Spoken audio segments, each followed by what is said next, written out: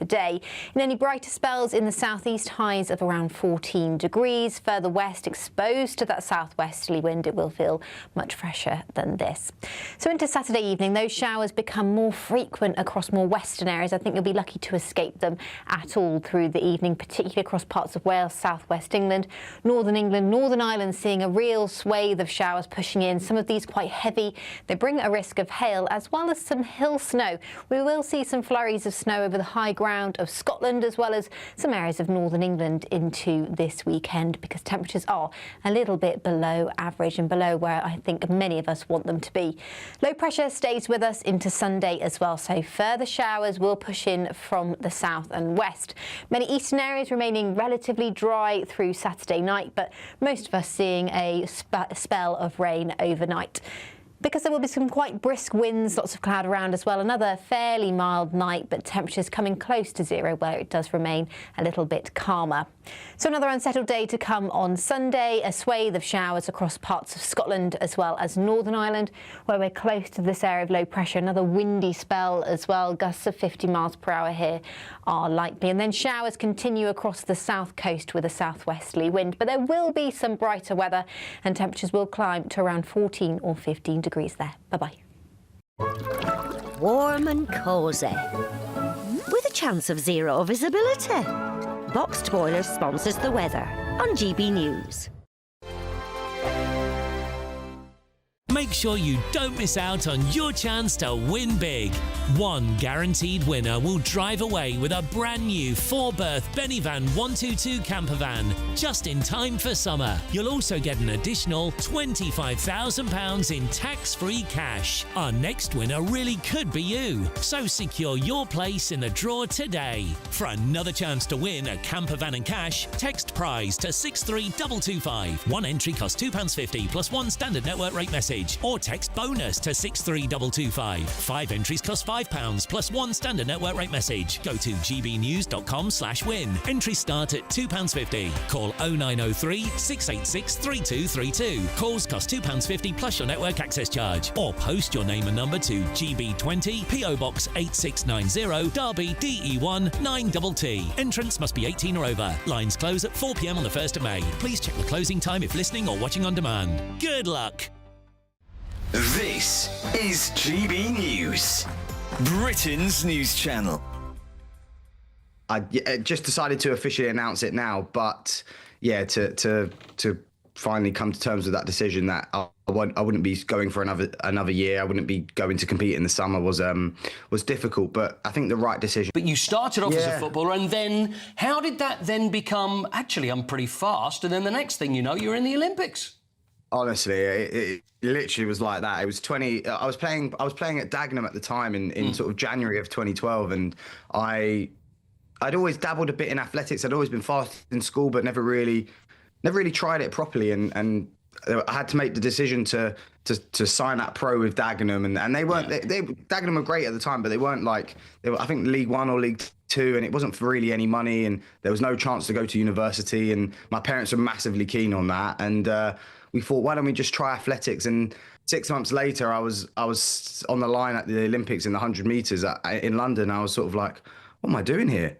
I was tying up my football boots 6-7 months ago, and like I felt it was the biggest imposter syndrome I've ever had. But it was once you sort of go to a home Olympics at 18, it's sort of that is where your career path is going to be. And yeah, it's been my life for the last sort of 14-15 years now. So it's obviously a point where you realise you're actually not an imposter and actually deserve to be there. I think of London and the London Stadium. So 2012, you talk about the Olympics, but I was there that day, 2017, at the London Stadium with that 4x100 metre relay. It was one of the great sporting things I've ever seen. The excitement was amazing, and also there's something about British athletics crowds. I know they have the World Championship all different places, but there's nothing like it here, is there, Adam? No, you're absolutely right. GB News, the People's Channel.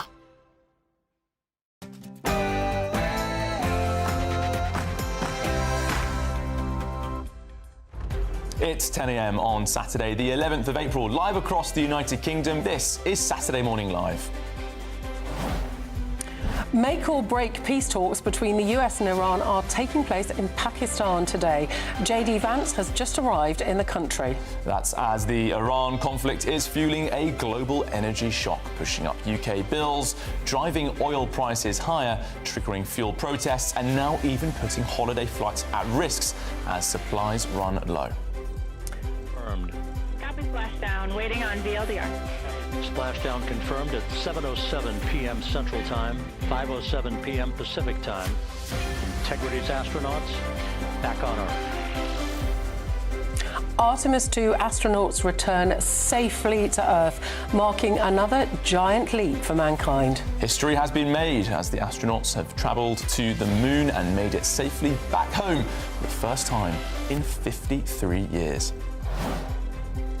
And Sir Keir Starmer has been forced to abandon the bill that would hand the Chagos Islands to Mauritius after President Donald Trump branded the deal an act of great stupidity. We'll bring you the latest. Elsewhere, a British pensioner has died and dozens have been injured after a bus carrying tourists crashed in the Canary Islands. We'll get the latest live with our reporter Will Godley. And a GB News exclusive investigation has found that 1 in 8 schools in England have ditched ties in favour of tracksuits and hoodies as part of their daily uniform dress code. So this morning we're debating, do school uniforms still matter? Or are they outdated in 2026? And it's Grand National Day. GB News will be going live to the races to get the latest on all the runners and riders. The biggest stories, boldest opinions and liveliest debates over the next 2 hours. I'm Catherine Forster. And I'm Charlie Peters. And your weekend starts here.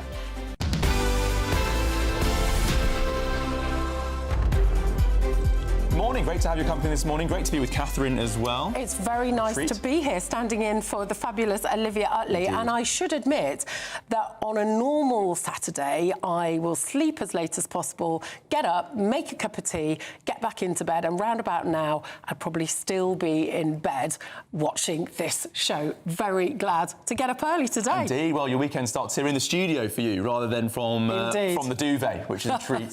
What a remarkable story just there in the intro about the school uniforms. It's a GB News exclusive audit going around schools. Our reporter Alice Tomlinson has been looking at the number of schools, Catherine, that have dropped uniform in favour of tracksuits and hoodies. 1 in 8 schools in England permit at least one item of sportswear, she's found, including leggings and hoodies as part of their standard daily uniform. And she said also that one school even permits all 3 items. So you can turn up Monday to Friday at school in a full tracksuit. So what did you wear for school? I wore, well, of course, I went to school a very, very long time ago. I think there might be an embarrassing picture of me coming up any second now. Smart. Oh, my goodness. I was about 11 there. I had, like, Lady Diana hair because I absolutely adored her. OK, we can take the picture down now. But basically, it was a shirt, tie, a skirt, which had to be to my knee, very strict type of shoes. I went just to my local, well, C of E comprehensive, but they were pretty strict. But at the same time, you know, it wasn't a posh school where you had to have 150 quid blazer and this and that and the other. But I see the case for relaxing it a bit, but I do sort of think that joggers and I'm not sure. For me, I think, yeah. What about you? I'm with you, and I think we have a lovely, embarrassing photo, or even 2 prepared. There he is, playing the clarinet at his prep school. So cute. So sometimes I do How old turn were you up. there, Charlie? I'm not sure. Actually, based on the shirt, I think I would have been 12 or 13. That is lovely. At my prep school, you sort of moved along in terms of which tie and shirt you were allowed to wear, depending on your seniority. So it was a way of a way of rewarding, sort of moving along in the school. You're good on the clarinet. I was once upon a time. Actually, Really? you might have noticed a royal crest there. My clarinet teacher, Alex Groves, he was in the Household Cavalry, and so we were really lucky. They were the Household Cavalry band just next door. Would come along and put on shows. He actually retired last year, and we were doing Trooping the Colour on this programme, and I got to watch my old clarinet teacher as a drum major. That's impressive. Wonderful. I made it to piano, I think, grade 2, and that was the end of it. And then, but I always wanted to play the drums. I was desperate to play the drums, and my parents wouldn't let me. I wonder why. No? I've got So one more treat for the audience at home. Those of you who do enjoy watching the bulletins with Katie Bowen, she's also our producer here at Saturday Morning Live, the glue who keeps everything moving. And she also was a school uniform wearer. Here she is, looking smart as a carrot, I'd say. That's adorable. How sweet is that? That's adorable. And look, I think, so we've got, like, maybe that's a polo shirt and a sweatshirt. I think for, like, primary, junior, that's good. Because you want them to be, you want them to be comfy. But, yeah, whereas I was wearing a tie and a jumper and a shirt. I actually have to wear garters with long socks as well and shorts. Katie wins the cutest picture prize, don't you? Quite comfortably. By a long way, by a long way. Should we get stuck into some proper news now? Yeah, let's do that. Go on then, after you. OK, well, to our top story, the Vice President of the US has arrived in Pakistan for high-stakes peace talks amid what's being described as a fragile ceasefire in the region. Yes, ahead of the meeting, J.D. Vance has said that Washington was ready to negotiate in good faith, while Tehran has expressed concerns over trusting the US. The meeting is expected to tackle key sticking points, including the Strait of Hormuz and whether Lebanon falls under the current US-Iran ceasefire. Well, the talks come as oil prices continue to surge amid the Iran war, piling pressure on Ed Miliband to abandon net zero plans and get drilling. Well, let's join now the former leader of the Liberal Democrats, Sir Vince Cable, for more on this. So, Vince, these talks are happening just after we've seen Sir Keir Starmer travelling around the Gulf, meeting with allies in the region. But we are very much not involved in these talks, but rather as part of an international coalition to help free up the Strait of Hormuz. How much of a role can Britain play in this next phase of the conflict? Well, it's a very modest role. I think it's important that we don't have ludicrous expectations about the UK in all of this. This is primarily the US has got to disentangle itself from this war that it got itself into and is proving to be an embarrassing and damaging fiasco. So it is primarily to do with the US, Iran directly. There are other countries like China in the background, which have very close links with Pakistan. Russia is sitting on the sidelines, the big winner from this war because of the windfall it's getting from its oil. But, Britain has to work with, France, Germany, African countries, Brazil, the Japanese. The middle powers have a role, but it's not a prominent one. Yes, and Sir Vince, I mean, we are to some extent on the sidelines, aren't we? Because, of course, this is a war that the US and Israel chose to start. But how much hope do you hold out about the reopening of the Strait of Hormuz? Because very worrying report in the New York Times that, according to US officials, Iran simply couldn't reopen it fully, even if it wants to, because it does not know where it's put all these mines. At the beginning of the war, they sent people out on small boats from the IRGC. They didn't map where all the mines were put. Some of them will have drifted. And so it's incredibly difficult. And apparently, for all the criticism that we've had of the UK Navy, and they were referred to as toys, apparently the United States Navy decommissioned the last dedicated Avenger-class minesweeper, and they have capacity for finding drones, but not on anything like the scale that we're talking about here. Well, if it's part of a settlement between the US and Iran that the Gulf be cleared, then Britain should play a part in that, providing we have the capacity. But the problem with this war is it's now created a permanent problem because the Iranians have been given a chokehold over the Gulf. Any hostilities break out in future, they will close the Gulf again. So there is a long-standing, quite apart from the mines issue, there is a long-standing uncertainty, and insurance premiums will have to be paid on future oil supplies. The cost of energy from the Gulf has now gone up permanently, and the Iranians have been handed this very powerful weapon on a plate. They probably didn't even realize they had it before the war. So Vince, this war was long telegraphed by a major build-up of American military firepower in the region. Britain was really caught off guard, wasn't it? Because we didn't have any ships in the Gulf at the time. Despite the fact that we knew this was coming, we failed to prepare. Do you think the government has sufficiently accepted the lack of preparedness for this conflict and how we could have played a bigger role in supporting our allies? No, we should not have been drawn into this war. I mean, it's increasingly... Just to defend the Gulf countries, though, Sir Vince. I was a teenager at the time, but it increasingly resembles Suez, where the then allies of Britain and France, working with Israel, scored spectacular military success, but unfortunately underestimated the opposition and fundamentally suffered an enormous strategic defeat. And this is what is now happening in relation to Iran. So Britain should not have been sucked in. You do ask a valid question about British military preparedness. Clear, sure, we are underdefended. We need to invest more heavily in it, but not in order to jump alongside the US. That would have been a disaster, and it would be a disaster. Well, thank you, Sir Vince Cable, very much for talking to us on GB News this morning. Now, moving on to some good news. The Artemis 2 crew have made a perfect splashdown back on Earth in extraordinary scenes overnight. Houston Integrity, splashdown, sending post-landing command now. Splashdown confirmed. Copy splashdown, waiting on VLDR. Splashdown confirmed at 7:07 p.m. Central Time, 5:07 p.m. Pacific Time. From the pages of Jules Verne to a modern-day mission to the moon, a new chapter of the exploration of our celestial neighbor is complete. Integrity's astronauts back on Earth. Well, 4 astronauts have safely returned to Earth after embarking on a historic 9-day mission to the moon for the first time in over 50 years. Yes, the crew splashed down in the Pacific Ocean at 1 a.m. UK time, where they were met by the US Navy. All are confirmed to be healthy. Well, the science broadcaster and author Mark Thompson joins us now. Mark, good morning to you. Thank you so much for joining us on Saturday Morning Live. Just talk us through the significance of what we are seeing here. It's quite a remarkable development, and they've got very optimistic plans for what might come next, don't they, NASA? Yeah, absolutely. We've not been to the moon, or even had the capability of getting to the moon for the last 50 years since the Apollo missions.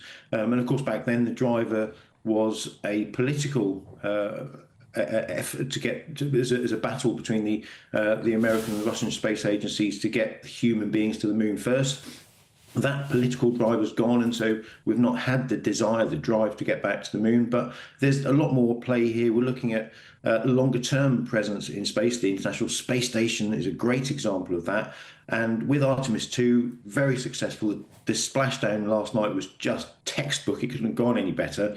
And it sets the scene for Artemis 3 in the middle of 2027 and Artemis 4 early 2028 to get people back to the surface of the moon again. It was just extraordinary, wasn't it? The whole escapade, that's not the word I'm looking for, I don't know. But I was particularly worried about them coming back because, of course, that's the most dangerous part. And the temperatures that were involved, I think, what was it, half the temperature of the surface of the sun.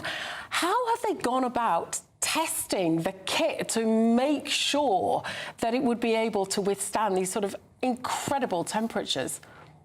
Well, the whole purpose of Artemis 2 was to make sure that the craft was capable of supporting human life. We have had previous Artemis missions, test missions of all different, to test different flavors, different segments of the mission to the moon, and this one was no different. You know, it was about will it support human life on a journey to the moon and back, and also to re-enter the atmosphere of the Earth. And we've got the technology. You know, we've had the technology. It's just not been put together before since the days of the Apollo mission. But as we saw last night, you're absolutely right. The temperatures are extreme, sort of 5,000 degrees or so on re-entry, and to survive that and come back absolutely fine and well.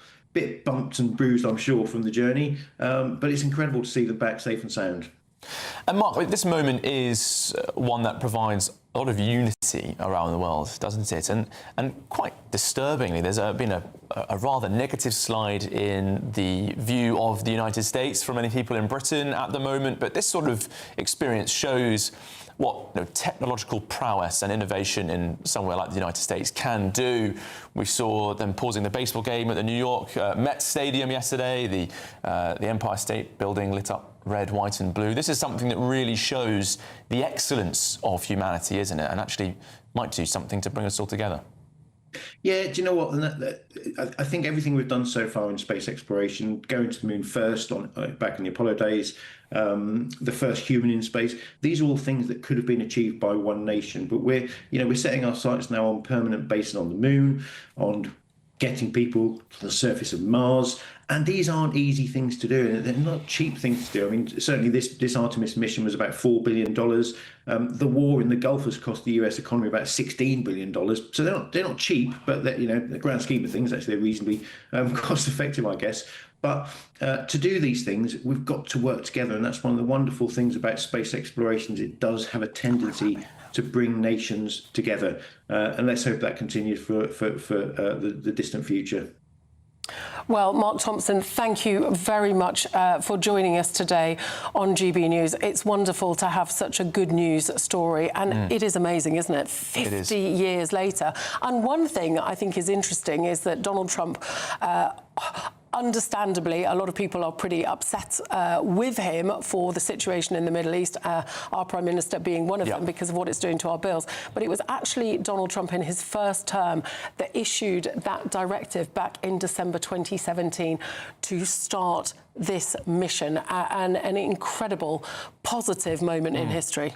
So many people are getting in touch on that school uniform story, which we're going to be discussing just in a moment. gbnews.com/YourSay is absolutely fizzing with engagement on this. Yeah, get rid of the space stuff behind us. Come on, let's get back to business here. And we've got one comment here. Irvin, he said something very negative about Keir Starmer. He's a very busy commenter, Irvin Grayson is. But he also said about the school uniforms that they were introduced to comprehensive schools so that children could go to school all looking the same, so that no one looked better or worse. We'll be debating that in a moment after a GB News exclusive. Do school uniforms still matter? But next. Yes, so Keir Starmer has been forced to abandon the bill that would hand the Chagos Islands to Mauritius after President Donald Trump branded the deal, quote, an act of great stupidity. Well, we'll get the latest on that, much more in our paper review next. This is Saturday Morning Live on GB News, Britain's news channel. See you after the break.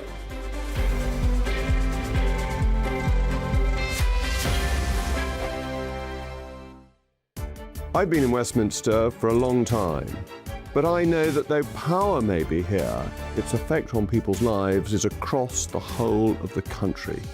We may be where rules are made, but it's where they're implemented that matters. Join me, Jacob Rees-Mogg, for forthright and frank discussion on where Britain has come from, where it's going, and where it will end up. That's State of the Nation, Monday to Thursday, 8 to 9 o'clock. Vox Populi, Vox Dei. GB News Breakfast, every day from 6 a.m. How significant is it that we are heading back to the moon now after all this time? So we're not landing this time, but the fact it's a precursor to that, isn't it? It's significant because, one, we've got... The technology we have now is what we really need to go to the moon. We didn't really have it in the 60s. It was pushing to the very, very limits. But we have that technology now, so that's why it's quite important doing it.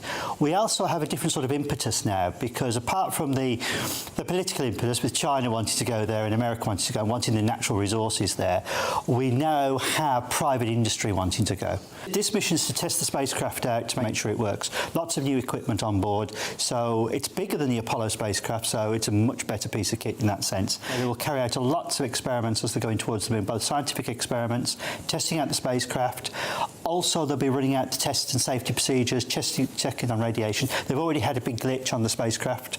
The toilet wasn't working.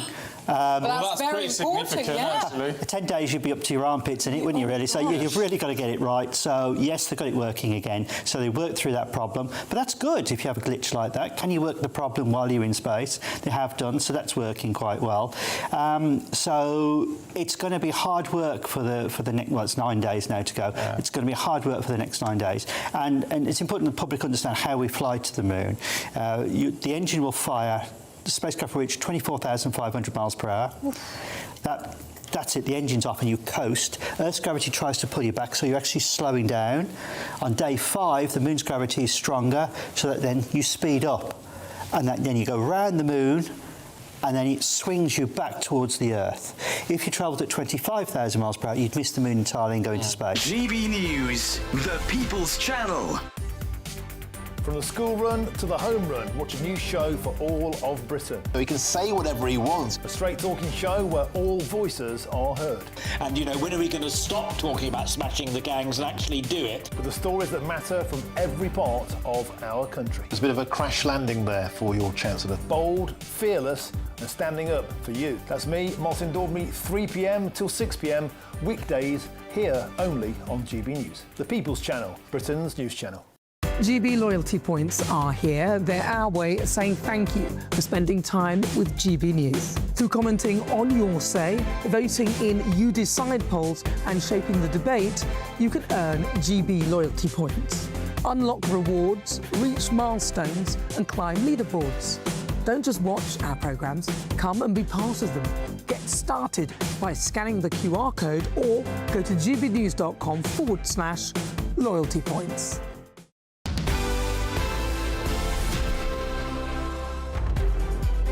Welcome back to Saturday Morning Live. Now we're delighted to be joined in the studio by the former Labour advisor Scarlett Maguire and the political commentator Duncan Barks. Good morning to you both. How are you? Morning. Good. Good stuff. Right, where are we going to start? It's got to be this Chagos story, Scarlett Maguire. Chagos is a nightmare, isn't it? It's a nightmare of Labour's own making. No, that's a problem, isn't it, Scarlett? No, Charlie, actually. It was begun by the Tories. Indeed, right? no, you're quite right. That's where it started. Liz Truss nightmare origin. Who kicked it into the long grass, let's face it. So they started the negotiations because, actually, we are breaking international law by hanging on to the Chagos Islands. So the negotiations began. It was taken over by Labour, and all they did really was follow through to do a deal with Mauritius. And, of course, the whole point about the deal is the Americans have to say yes. And Trump has said yes, no, I think. I mean, I've forgotten how many times he's changed his mind. But actually, what a lot of people want is Chagos for the Chagos Islanders. And I can tell you that's the one thing that is never going to happen. Yes, and so interesting. I was at the press conference where the Prime Minister announced that the deal had been agreed with Mauritius. And I said, what do you say to the Chagosians who've been treated just as shoddily now as they were in the 60s when they were booted off their own islands? Now we've had some of them going back to the Chagos Islands, and we've had basically the British government telling them to get off. What do you make of it? It's really interesting because this is part of the story that doesn't get as much focus as perhaps it should do. I mean, I think it's right that we hold on to the Chagos Islands strategically from a security perspective. But you're absolutely right. You know, the other side of this story are the Chagosians who want to be on their island. There's hundreds of them who are marooned in Crawley in West Sussex because... Marooned in Crawley, not shipwrecked. I mean, we have made their lives so much better, maybe Duncan. The word marooned is We've not made right. their lives so much better. That's what you think. They are not what they think. They didn't have a choice, did they? Maybe stranded in Crawley and they'd rather be on the Chagos Islands, right, in the Chagos Islands. In Crawley sounds like an autobiography.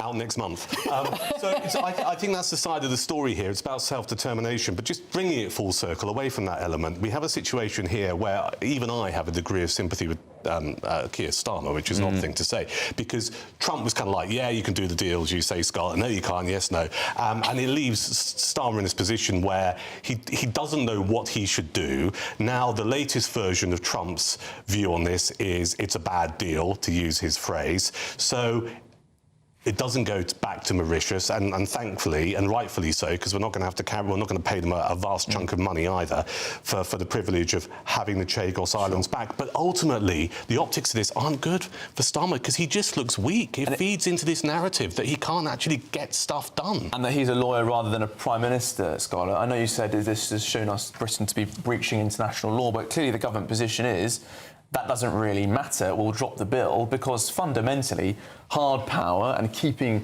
control of this location matters more than some piddling UN judgment. It doesn't really mean anything. And that was able to be ignored for decades before. Can I also just say, Charlotte, before you defend that original resolution, there's been a UN committee since that have passed another motion saying that the deal shouldn't go ahead because the rights of the Chagossians are being ignored. So we're now in the position where if we do what the UN wants us to do, that the Americans will go absolutely mad, because Charlie might think that we're giving the Chagossians a really good deal in Crawley, but it's certainly not what they feel. And some of them are also stranded in Mauritius. A rather nice place to be, but that's not where they want to be. I mean, I think it's really difficult. I mean, I was on this programme a few months ago, and Ben Leo said what Keir Starmer has to understand is there's no such thing as international law. It's what Trump says, and I think we've realised how bad that is. So basically, I think it's very good, actually, to have a Prime Minister who believes in international law. It was advisory, though, Scarlett, wasn't it? It wasn't necessarily a binding judgment. And it's the problem that man on the screen has got, Scarlett, is that he's been seen to giving into judgments rather than prioritising our national interest. With international law keeps bobbing up and down, given whatever incident we're talking about. So there's a story during the week that we had one of the Russian shadow fleet going through the channel, right, escorted by a Russian warship. We knew about it, our Royal Navy knew about it. However, Lord Hermes never too far away by going, well, actually, if you impound that vessel, we might just be on the wrong side of international law. And at some point, you need to look at global situations and Britain's role in it and decide, OK, there might be a consideration about breaking international law, but also there's a consideration about what is right and what is wrong and what is best for this country. They're also concerned that if they boarded those shadow fleet vessels, that some of those Russian sailors might then decide to claim asylum. Yeah. And so which in our current system, they'd no doubt be put up in a hotel and have a lovely time of it. So, I suppose they're on a big boat, not a small boat, so it'd be slightly different. I think it's worth saying, yes, the negotiations began under the Tories, but when David Cameron came in as Foreign Secretary, he was like, no, we're having none of this. They well and truly kicked it into the long grass. Reform, obviously, very, very opposed to it as well. But I mean, fundamentally, I think it is quite difficult for people to understand, because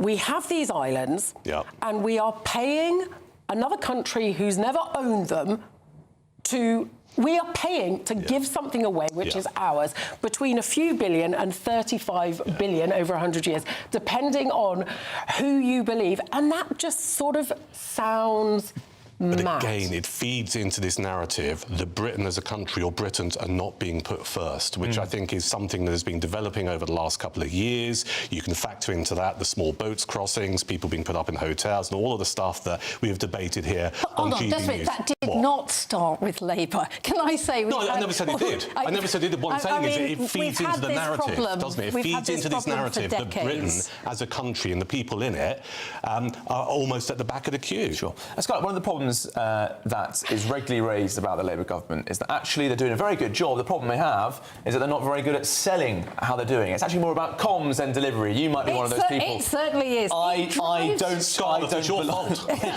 do not belong to that school of thought, funnily enough. However, on this issue, the way that the government has sold it has been particularly dreadful. And even we've had people leaving the Foreign Office as special advisors selling this idea by saying, oh, but we can't tell you why it's so important, hinting at there's another reason as to why it needs to be done. It's not good enough, No, it's never good enough to say we can't tell you. You have to trust it. I mean, the same thing went with prescribing Palestine action. You know, literally thousands of people have been arrested for supporting Palestine action, and we are told you might think it's okay, but if you knew what I knew, and I just think it's no. I have never stuck up for the comms in this government. I think it's terrible because actually, when you say what has Labour done, actually they've changed a lot of people's lives, but you wouldn't know. They certainly have done that. Well, the churn in number 10 in terms of advisors has been huge. So many people that I knew and had formed a working relationship with that have gone. It's a fairly new team. Let's see if they can turn things around. But anyway, Scarlett and Duncan, for now, thank you very much. We'll be talking about more of the papers in the next hour. Thank you very much. Didn't quite get into one point that I'd like to move on to it very quickly, which is that so much of this issue, people have sort of glossed over the fact that many of the human rights lawyers have been pushing this issue are close friends of Sir Keir Starmer, and he's just about sort of gotten away with that, don't you think? Lord Hermer and Philip Sands. But they know each other because they respect each other as human rights lawyers. I think it's great to have a human rights lawyer in charge, actually.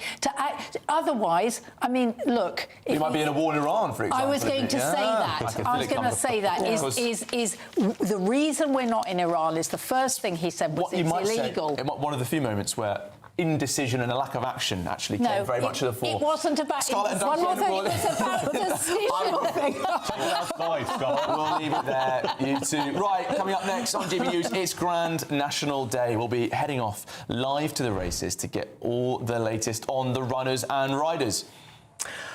But up next, a GB News exclusive investigation has found that 1 in 8 schools in England have ditched ties in favour of tracksuits and hoodies as part of their daily uniform dress code.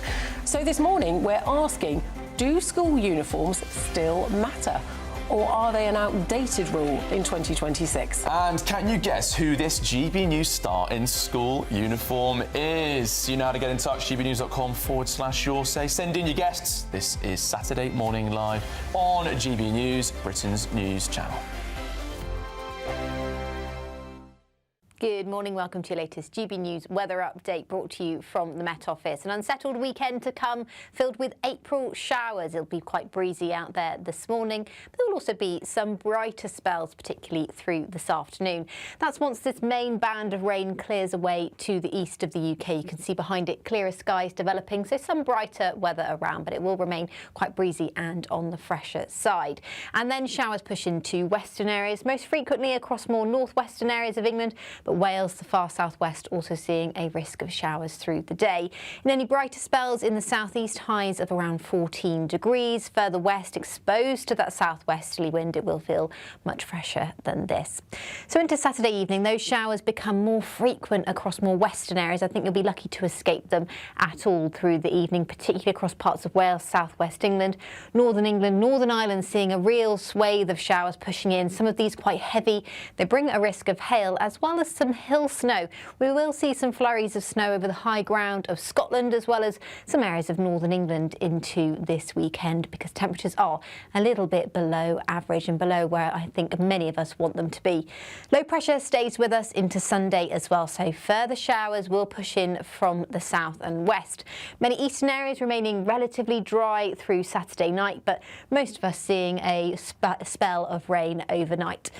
Because there will be some quite brisk winds, lots of cloud around as well. Another fairly mild night, but temperatures coming close to zero where it does remain a little bit calmer. So another unsettled day to come on Sunday, a swathe of showers across parts of Scotland as well as Northern Ireland, where we're close to this area of low pressure. Another windy spell as well, gusts of 50 miles per hour here are likely. And then showers continue across the south coast with a southwesterly wind, but there will be some brighter weather and temperatures will climb to around 14 or 15 degrees there. Bye-bye. Britain deserves a newsroom that puts the facts and your voice first. Well, and that's what you get on GB News. Lively debates, lively conversation. And we're not afraid to hold power to account. And each other. So join me, Andrew Pierce. And me, Miriam Cates, for Britain's Newsroom, weekdays from 9:30 on GB News. As soon as it hits 11 and the headlines come in, the Late Edition brings you the breaking news from all the front pages. because the news is going to happen. So get a head start today. Patrick Christie's tonight, Late Edition. Alex Armstrong tonight, Late Edition. From 11 o'clock every night. Only on GB News, the People's Channel, Britain's news channel. At GB News, we love to hear from you, our loyal community. So drop us a line at gbnews.com/yoursay. There you can talk to each other and also to the presenters live on air. gbnews.com/yoursay, because GB News is your channel, Britain's news channel.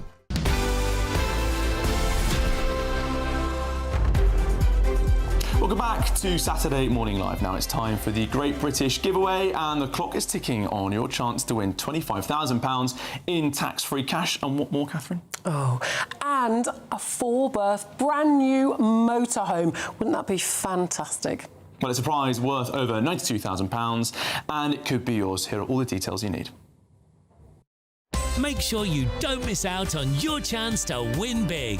One guaranteed winner will drive away with a brand new 4-berth Benivan 122 camper van, just in time for summer. Courtesy of Marquis Leisure, this stylish home from home comes with all of the features you'd expect from a vehicle worth over £67,000. Alloy wheels, solar panel and pop-top bunks for an optional sleeping area. You'll also get an additional £25,000 in tax-free cash. Our next winner really could be you, so secure your place in the draw today. For another chance to win a camper van and cash, text prize to 63225. One entry costs £2.50 plus one standard network rate message, or text bonus to 63225. 5 entries cost £5 plus one standard network rate message. Go to gbnews.com/win. Entries start at £2.50. Call 0903 686 3232. Calls cost £2.50 plus your network access charge, or post your name and number to GB20 PO Box 8690 Derby DE1 9TT. Entrance must be 18 or over. Lines close at 4 p.m. on the 1st of May. The winner may be contacted live after all entry routes have closed. Please check the closing time if listening or watching on demand.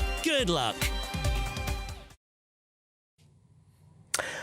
Well, a GB News exclusive has found that 1 in 8 schools in England have ditched ties in favour of tracksuits and hoodies as part of their daily uniform dress code. Yes, an audit of more than 1,000 schools has found that an increasing number of primary schools permit children to wear jogging bottoms every day in the classroom, not just as PE kit.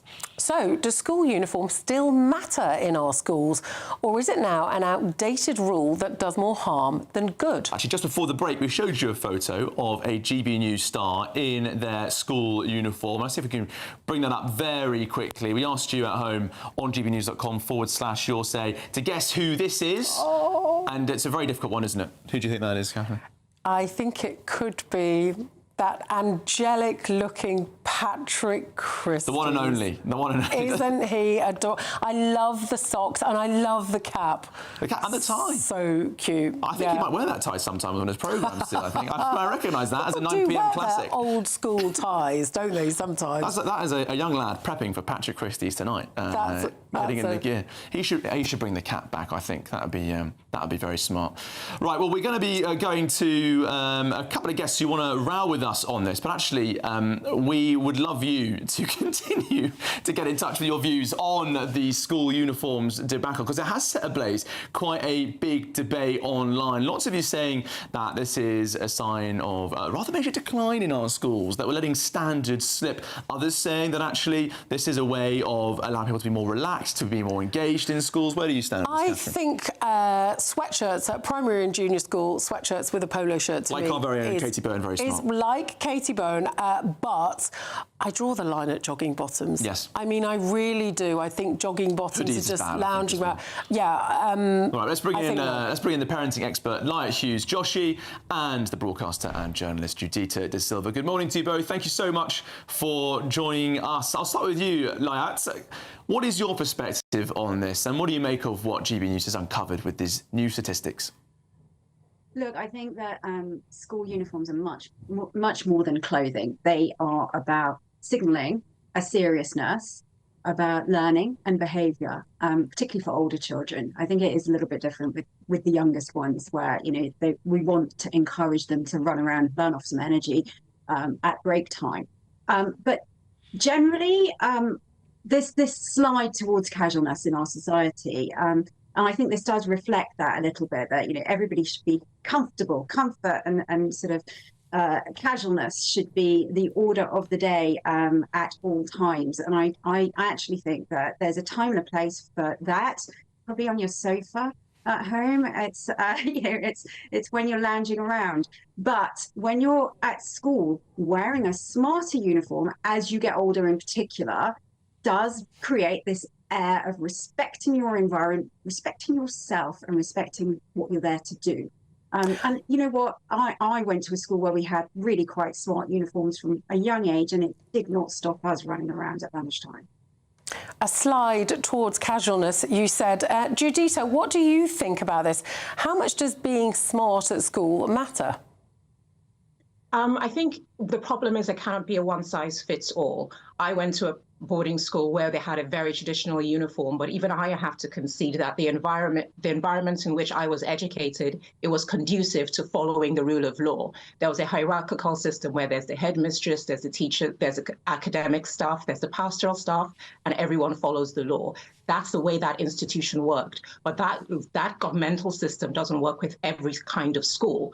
And what you also have to take into account is that listen to educators. They are there with the children 24/7 when they are in school. And this discussion on a flexibility towards uniform is reflected by what is best for the children. You want children to not be lethargic. You want them to not be sedentary. They need to be more active. They have to have the kind of uniform that makes that easier for them because they feel freer in those uniforms.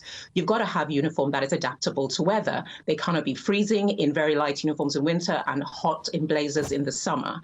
But then you also have to factor into cost. Not everyone has the kind of disposable income to have multiple uniforms for different weathers. You're trying to conceive of a kind of uniform that is an all-weather fit. And also in this the different strata of educational institutions, not everyone can afford an expensive uniform that people have taken time and effort into designing to be of optimal use. So don't approach the discussion on uniform with the myopic vision of what it was like for you. It does not apply to everyone else. Right, is there a middle ground here where instead of having a uniform, you can have a dress code? As long as you turn up smart with trousers and a shirt or skirt and you know, a jumper and a shirt as well, then that might be a way of getting the smartness across, but not having it as rigid and regimented as a set uniform? Or do you think, you know, that way lies chaos? I think it turns into a fashion show too readily, and people start comparing who's got the coolest trainers, who's got the, you know, the fanciest top and brands. And I think that regardless of smartness, one of the big purposes of having a uniform is avoiding that distraction for children. And I know other countries such as the US and France don't have uniforms in their schools and it's quite hard to introduce them if you've never had them. We have, and I fully support sticking with that. Obviously, how smart they are and how restrictive they are physically, and also as you say, how expensive they are, is something to discuss. But absolutely having a uniform, I think, is hugely beneficial to take that distraction away. Yes, and of course, as you say, in making everybody wear the same, it eliminates that, well, I'm wearing this label and I've got more money than you. And that is also makes it simple for parents. But cost really is an issue, isn't it? The government has said that they are cracking down on the number of branded things that schools can use. Judita, do you think that that is a positive move at parents who are very stretched in this cost of living crisis? I think it is, and especially at the ages of the schools that are being surveyed. They're the times where children are most impressionable, most sensitive to criticism, but even bouncing off that points that the other guest just made about people being comparative, that's always going to happen with children. And even with uniforms, especially in an all-girls school like the one I went to, you have a different iteration of that, where who looks too skinny in theirs, who looks too big in theirs, whose shoes are worn, which uniform looks new, which uniform looks old. There will always be criticism, there will always be comparison. So that is not something that is only attributable to when you're wearing mufti.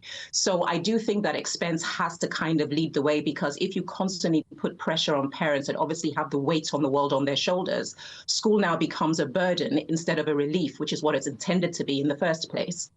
OK, parenting expert Lia Hughes, Joshi, and the broadcaster and journalist Judita De Silva, thank you both so much for your time this morning. I would say, actually, Catherine, that one thing we missed in that is I think the decline in smartness at schools might come a little bit from adults no longer dressing as they're used to, working from home, not going to work in a suit and tie. Obviously, we're super smart here, aren't we, every day? But there has been a trend more generally, hasn't it? I completely agree. My son started a job the other day. He didn't wear a jacket, didn't wear a tie, smart casual. I mean, it is appropriate, but people are dressing up less for work. But I think it is important when you go to school that you take a sense of pride, that you feel that you are there to learn and work in a serious manner. So I get a bit of the softening, but I think jogging bottoms for me are the deal breaker. And hoodies as well. Absolutely One of the schools said they'd got rid of hoodies because it was such a drama. Right, a Department of Education spokesman said, "We strongly encourage schools to have a uniform as it can play a key role in promoting the ethos of the school, providing a sense of belonging and identity, and setting an appropriate tone for education." Well, they added that the revised statutory guidance published in October 2025 makes clear that, quote, schools can require that all uniform items, whether branded or generic, meet standards of modesty and appropriateness.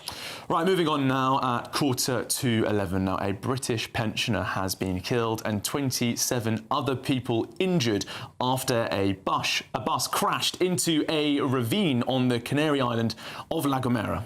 Yes, the incident happened at about 1:15 p.m. yesterday as a group were on their way to San Sebastian. Well, the Home Secretary, Yvette Cooper, has said her thoughts are with those affected. Let's cross now to speak to GB News national reporter Will Godley, who is in La Gomera for us. Will, what can you tell us this morning? Well, good morning to both of you. Yeah, from La Gomera and San Sebastian, this is where that bus should have ended up yesterday. This is the port where ferries leave to go to Tenerife. Of course, we know this. The group of British tourists wanted to go there to then get their flight back to the UK as they were finishing their Easter holidays.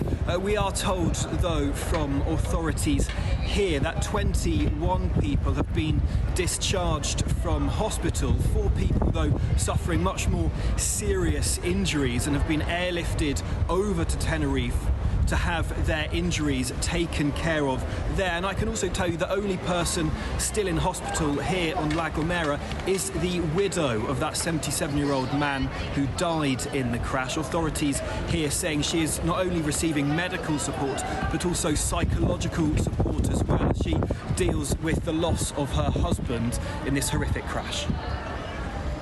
Thank you very much, Will Godley, for that update. Absolutely awful, isn't it? I always think on those treacherous roads of the potential for disaster, and I mean, horrific that somebody has sadly lost their life, but very fortunate, I think, that so many others were only injured, yes, and many of them are okay. But anyway, still to come, it's Grand National Day. Sophie Reaper is at the races to get the latest on all the runners and riders.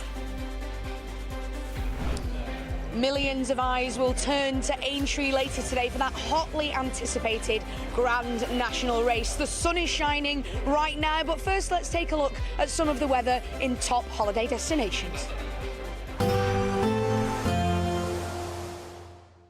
I forecast a perfect holiday in the sun.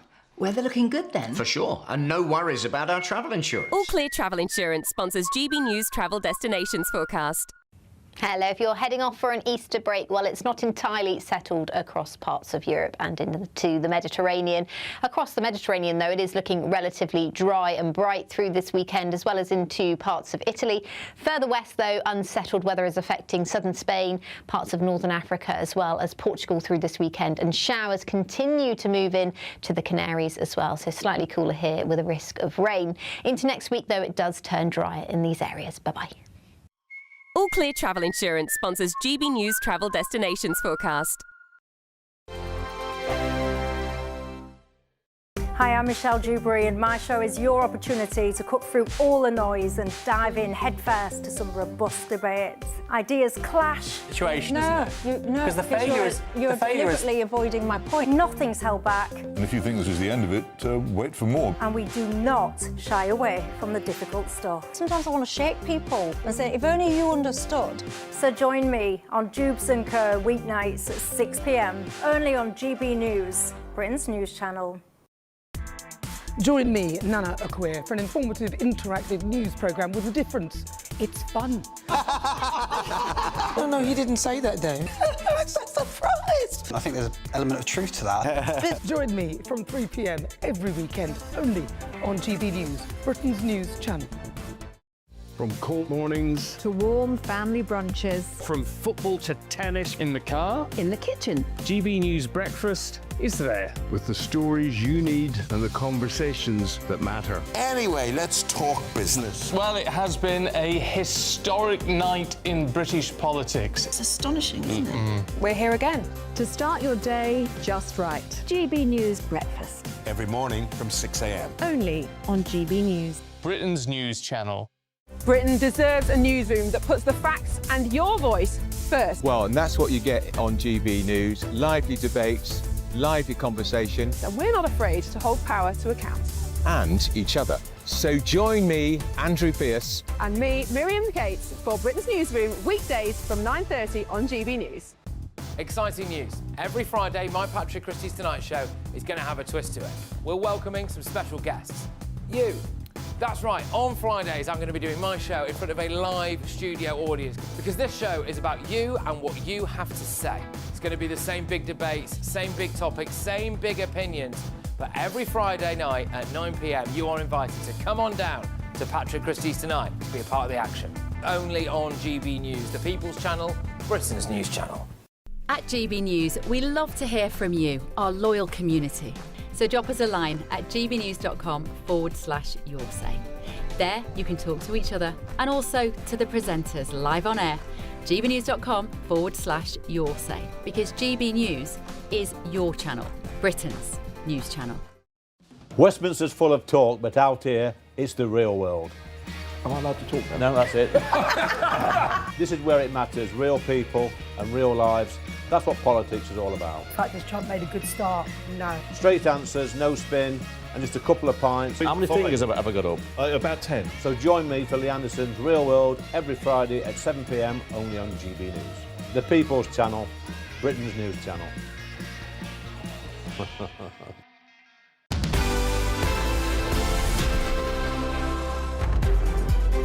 Welcome back to Saturday Morning Live. It is, of course, Grand National Day today, so, of course, we are checking in at Aintree ahead of this afternoon's big race, and our reporter, Sophie Rupert, joins us live now from the racing ground. Sophie, how's it looking this morning? It looks gorgeous in that sun.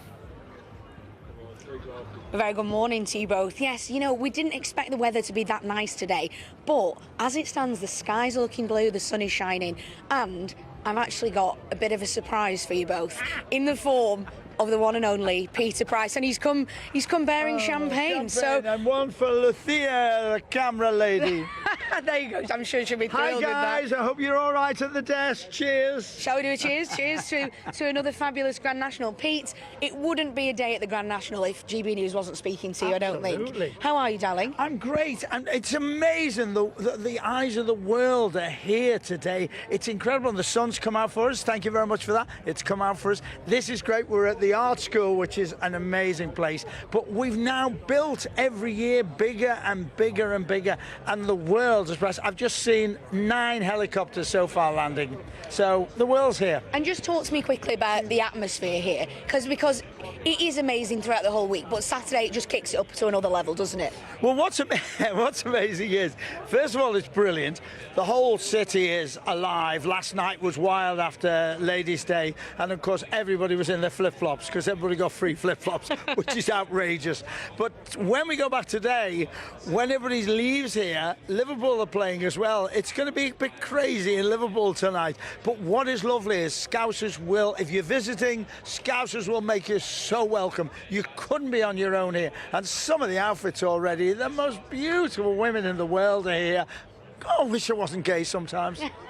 Pete, we're running out of time, but just in a couple of words, what does the Grand National and Aintree mean to you? The Grand National is the biggest race in the world. I'm so happy to be there. I'm so happy to Liverpool, and I'm on GB News reviewing the papers next Saturday. Always some free exposure for you there, Pete. There we go. Cheers again. Thank you so much for joining us. A fabulous day with fabulous guests. It's the place to be. What a masterclass. Thank you so much. And I feel, Catherine, a little bit like we're missing out here with our cups of tea. I'm sitting here with my cup of tea, but I'm thinking, well, what is it, 7 minutes to 11? Maybe time to start drinking if you're there. Time to start drinking. If you're there. Right, there's loads more coming up on Saturday Morning Live today, including more of today's top stories. More on the Chagos bill being abandoned. There's a big breaking news line coming out on that very shortly as well. You want to stay tuned for that. What's more is coming up, Catherine? And a new survey has revealed the country's top pet hate. That's a big one. What is yours? Yeah. Don't go anywhere. gbnews.com/yoursay to get more on that. And also, we're discussing more about this school uniforms debate. It's very much got you engaged this morning. See you in a bit.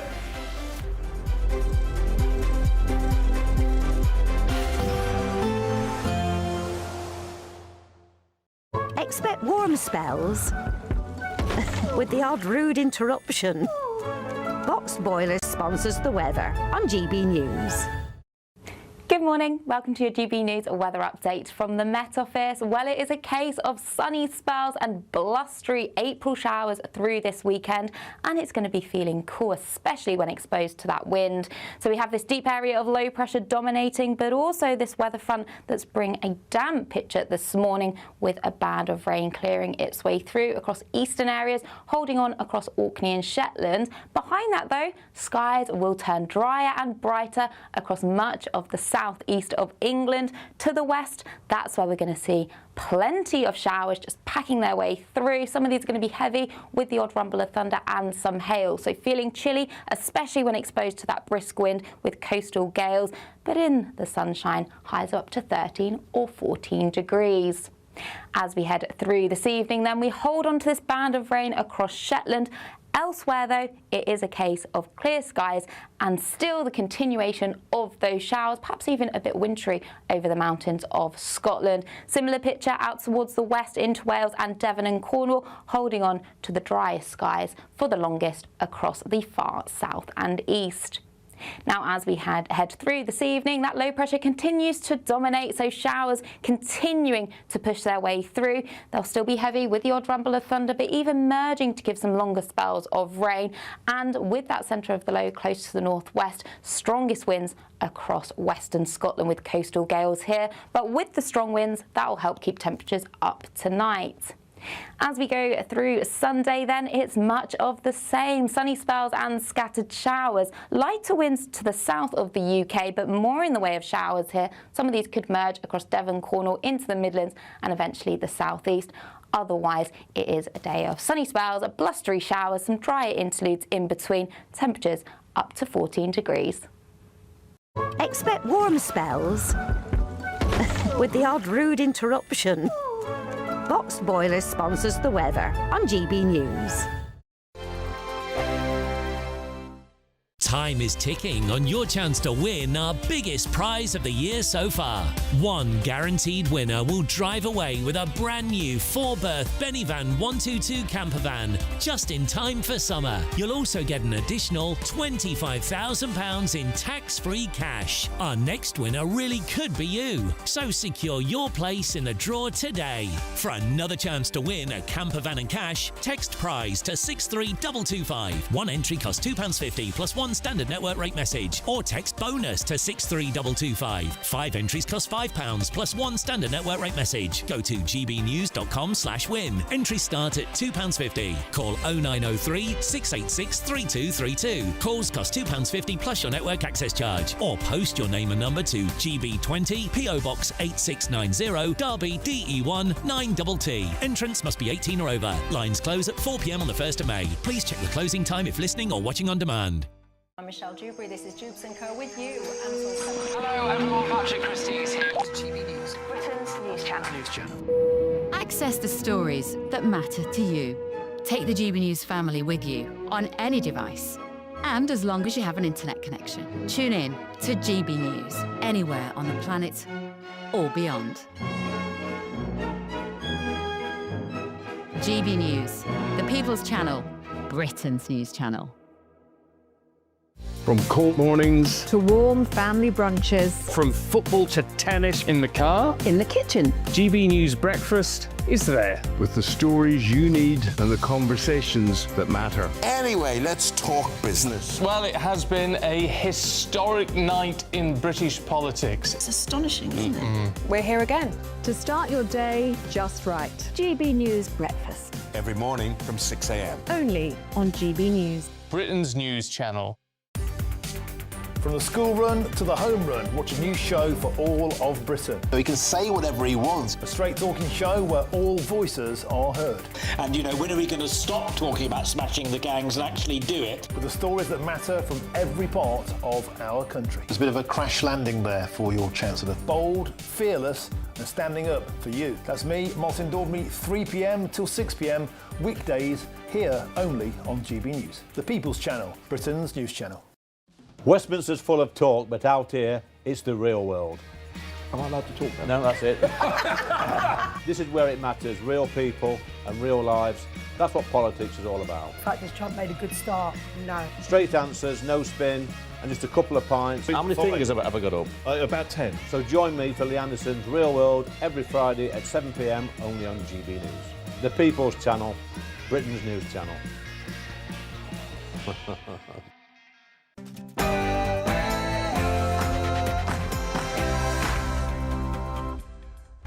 It's 11 a.m. on Saturday, the 11th of April, live across the United Kingdom. This is Saturday Morning Live. Well, make or break peace talks between the United States and Iran are taking place in Pakistan today. JD Vance has just arrived in the country. And that's as the Iran conflict is fueling a global energy shock, pushing up British bills, driving oil prices higher, triggering fuel protests, and now even putting holiday flights at risk as supplies run low. Are we off to sunny Spain or a wet week in Blackpool? Real concerns now growing over the availability of aviation fuel. We'll have more later in the programme. Copy splashdown, waiting on VLDR. Splashdown confirmed at 7:07 p.m. Central Time, 5:07 p.m. Pacific Time. Integrity's astronauts back on Earth. Artemis 2 astronauts returned safely to Earth, marking another giant leap for mankind. Yes, history has been made as astronauts have travelled to the moon and made it safely back home for the first time in 53 years.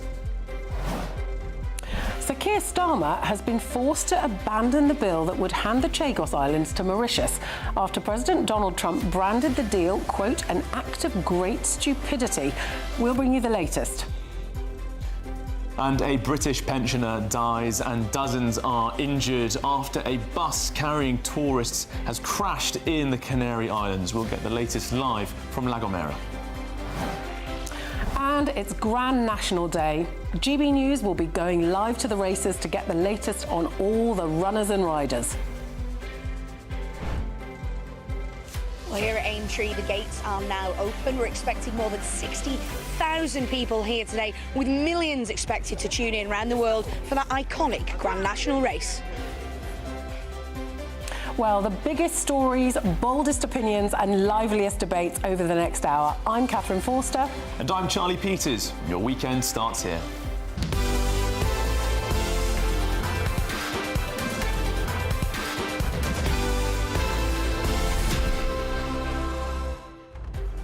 Really quite concerning, isn't it? I mean, already I drive a diesel car. I think prices have absolutely rocketed, but summer holiday plans, I don't know about you, Charlie, but I'd already made some and I think they might now be falling apart. I'm a bit of a last-minute holiday planner, I have to say, so I'm not quite there, which is good news for me because the whole situation is in disarray anyway. I think there's a little bit more doom and gloom going on here. I think we'll be okay. The situation will probably sort itself in some way by the time the summer comes around. Well, I've got a bit more positivity. I had planned a really big trip because my son with his uni is going out to Sri Lanka to do some work, and we thought, oh, we'll go out to India.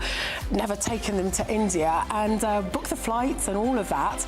But now I daren't book any hotels because it's quite possible they'll be cancelled.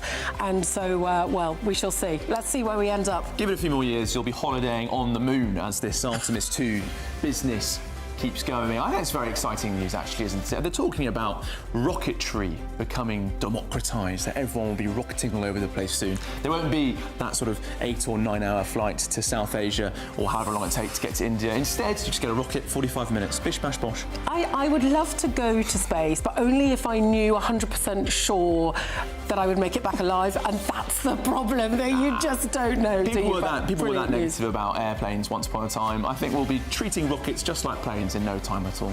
That's my positive message for you at home today. Please do get in touch all the usual ways, but especially by gbnews.com/yoursay. Very keen to hear from you all throughout the programme. Well, before we do anything else, Bethany Elsey has got all your news headlines.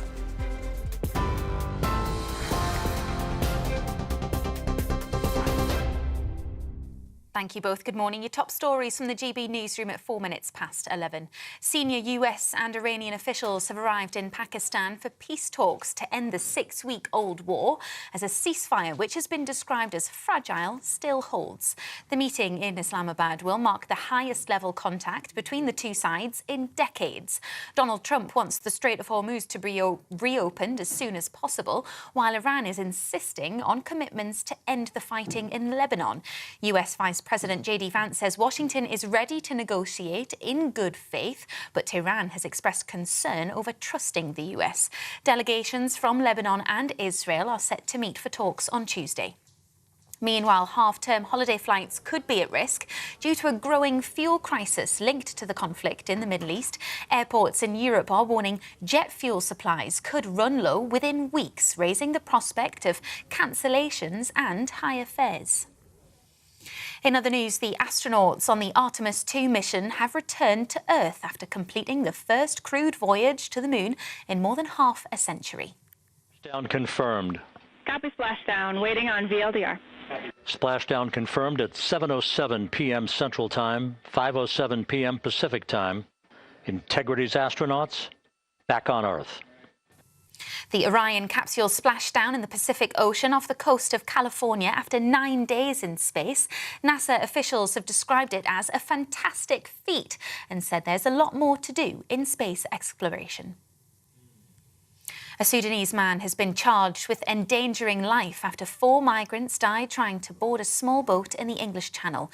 The 27-year-old, who is accused of piloting the boat from France to the UK on Thursday, was arrested yesterday. 2 men and 2 women died as they tried to climb onto the so-called taxi boat off the coast of Saint-Étienne near Calais. The National Crime Agency says 38 people were returned to the French shore, but 74 illegal migrants sailed on to the UK. The Duke of Sussex has rejected an offensive and damaging defamation claim made by his former charity, Centre Barley, after it lodged High Court action against him. Prince Harry is being sued for defamation by the charity over allegations he coordinated an adverse media campaign which caused operational disruption and reputational harm, its Board of Trustees has claimed. The number of 100% mortgages has hit a 5-year high. It's as first-time buyers struggled to save for a deposit, with more than 500 no-deposit deals offered last year. But experts are warning they come with higher interest rates and greater risk if house prices fall. Those are your latest headlines for now. I'll have a roundup for you in half an hour.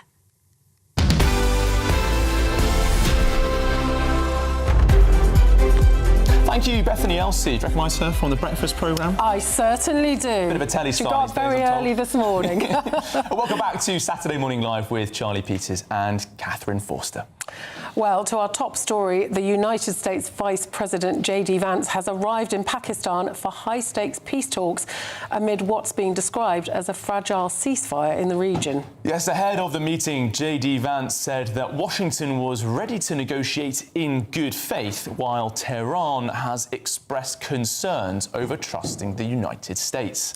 Well, the meeting is expected to tackle key sticking points, including the Strait of Hormuz and whether Lebanon falls under the current US-Iran ceasefire. Well, this is being described as the most toughest international assignment of J.D. Vance's vice presidency to date.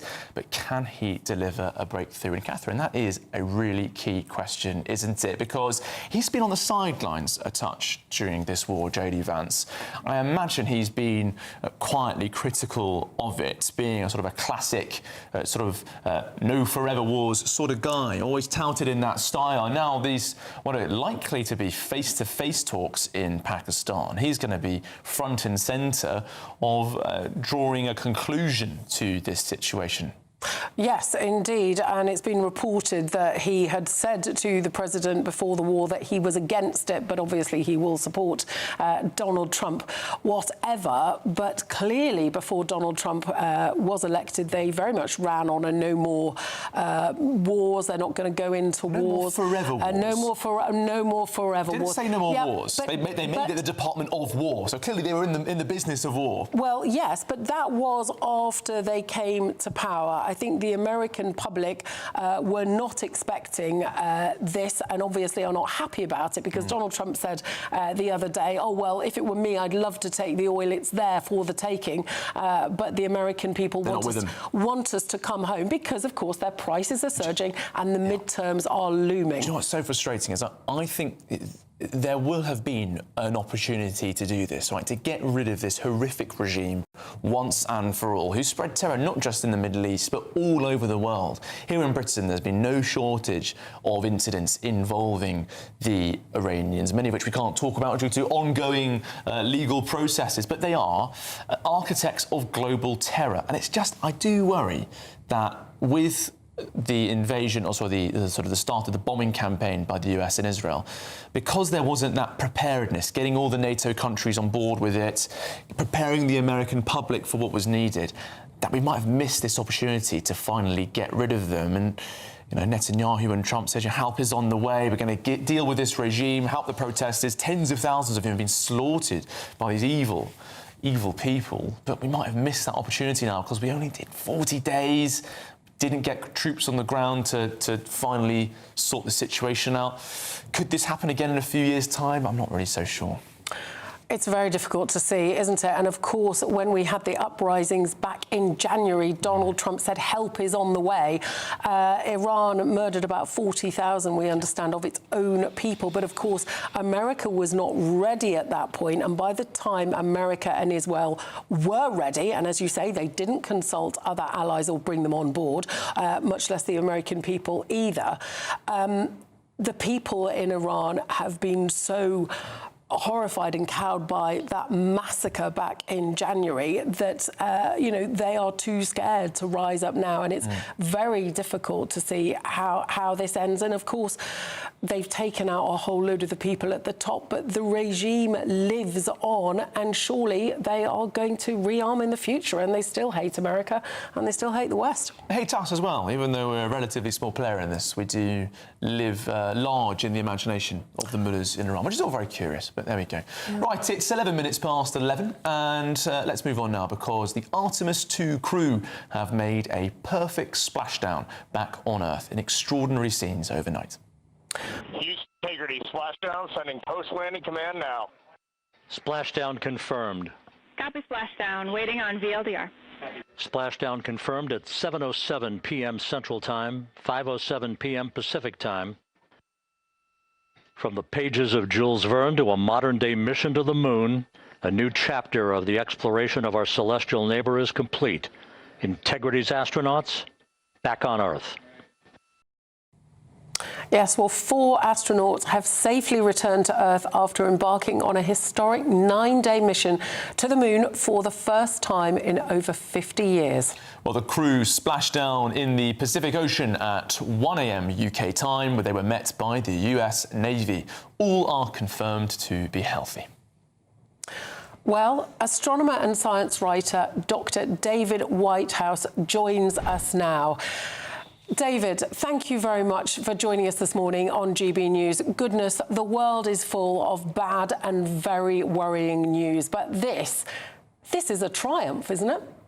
Yes, this is history. This is one of those things that will be remembered for a long time and raises our eyes above the geopolitics, our daily lives and our daily cares to look at something that, when we get our act together, our species can do something great, something tremendous.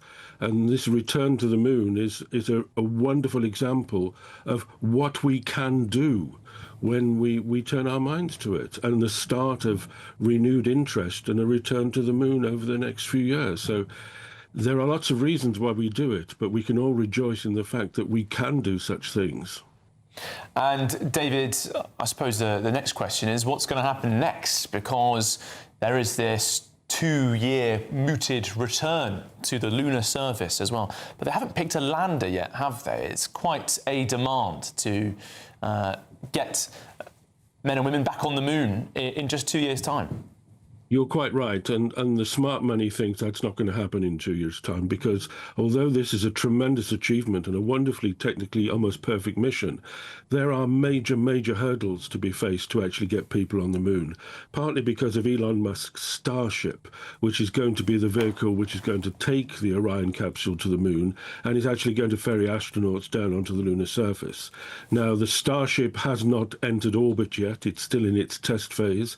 It will need to be refueled in Earth orbit in order to carry out a lunar mission. That hasn't been done. That must be done several times before we've got any confidence in it.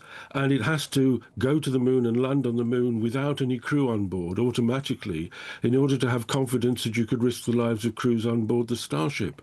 All these things, considering Starship is an experimental vehicle at the moment, are going to take time to bring together and also allow for problems along the way. These are considerably difficult technical hurdles. So the smart money is not on 2028 for Americans to return to the moon. It'll probably be a few years after that, but we are on our way. The various disparate, difficult to meld together components that are America's return to the moon are slowly starting to merge to what is a good prospect of getting there sometime. Quite astonishing images that we're seeing on the screen after this gap of several decades. But David, yes, this has been led by NASA. Donald Trump signed the directive in his first term, but there's also been involvement of the Canadian Space Agency, hasn't there? One of the astronauts, I think, is Canadian. Also, the Europeans. It has been a joint endeavour, led, of course, by the United States, hasn't it? That's right. The service module, which provides the power, the consumable materials for the capsule, was built in Europe by a consortium of European nations. And indeed, parts of the heat shield, parts of the main capsule have been built in Europe. So it is an international effort.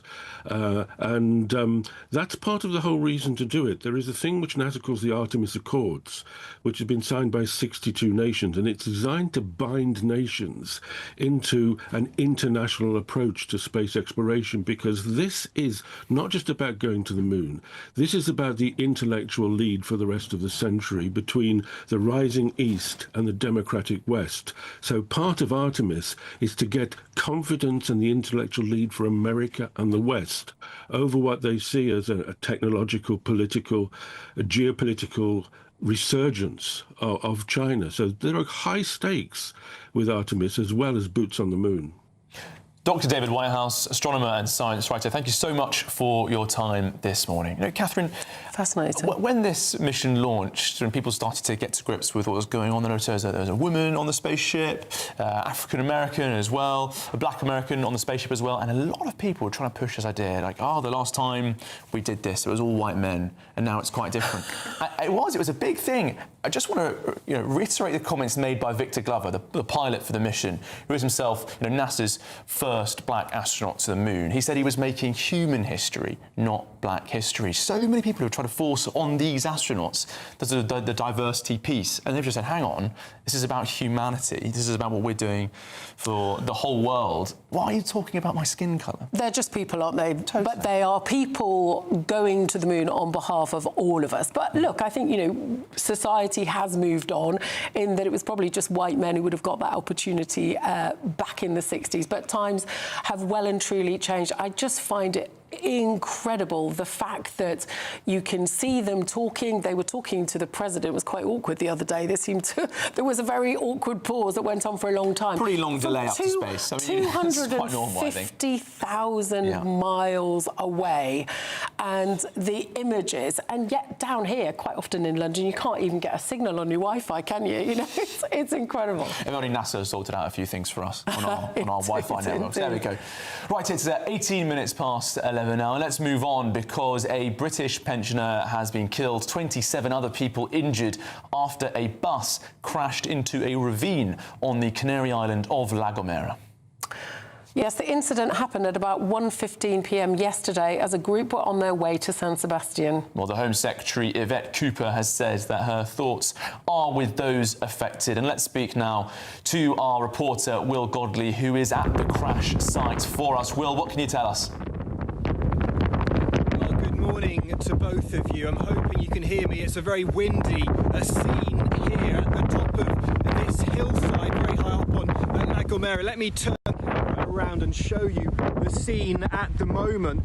You can see investigators and officials cleaning up the bus nearly 24 hours after yesterday's crash, and you can see where it came colliding down here. This stone all been moved by this bus, must have been travelling at such speed to really rough up the ground here. And as I was seeing before, they've put this tarpaulin on the bus. The windows have all been smashed.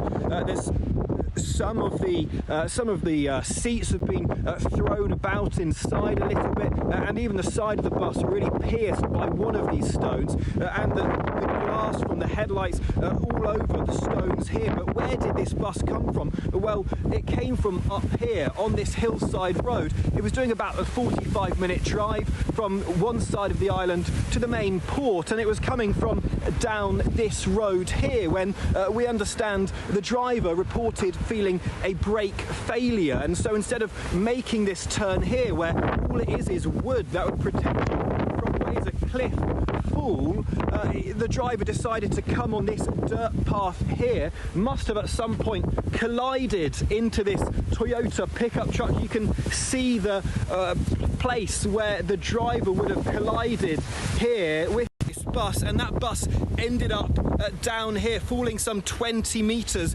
before where it stands now. And we know, very sadly, one 77-year-old British pensioner died in this crash. His widow remains in hospital here on the island. Thank you, Godley, for that report. Excellent reporting in difficult circumstances there on the side of that cliff. That is really shocking stuff, just that turn there. The driver said yesterday that the brakes just hadn't worked, as you might have heard from Will, just veering off onto that path and hitting that Toyota. Absolutely horrendous and tragic that somebody has died. But looking at that scene, I think it's almost a miracle that there weren't more fatalities. So thank heavens for that. Anyway, moving on. Sir Keir Starmer has been forced to abandon the bill that would hand the Chagos Islands to Mauritius after President Donald Trump branded the deal an act of great stupidity. We'll bring you much more on that shortly. But next, a new survey has revealed the country's top pet hates. What are yours? We'll be asking our paper review panel that and much more. You're watching Saturday Morning Live, only on GB News, Britain's news channel. See you in a moment.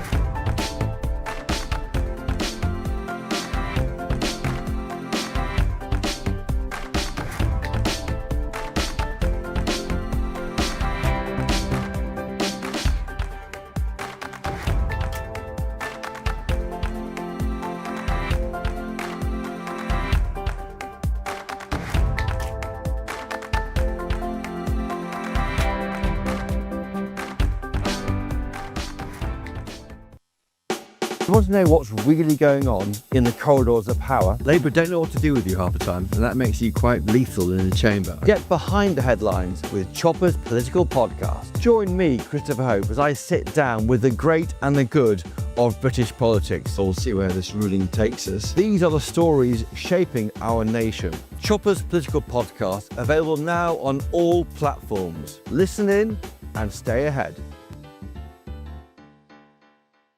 I've been in Westminster for a long time, but I know that though power may be here, its effect on people's lives is across the whole of the country. We may be where rules are made, but it's where they're implemented that matters. Join me, Jacob Rees-Mogg, for forthright and frank discussion on where Britain has come from, where it's going, and where it will end up. That's State of the Nation, Monday to Thursday, 8 to 9 o'clock. Vox Populi, Vox Dei. Bold. They are under no illusion. Ray. Are you a human trafficker? Boundless. I've had enough of the nonsense, and I'm not afraid to say it. Don't get this on the BBC. Every weeknight, I tear through the headlines. The smell of gasoline. Should we be worried about it? From Westminster madness to cultural war chaos. What I'm going to do now is they are throwing things out the car as we speak. Get ready, Britain. Here we go. Patrick Christie tonight, weeknights from 9 p.m, only on GB News, Britain's news channel.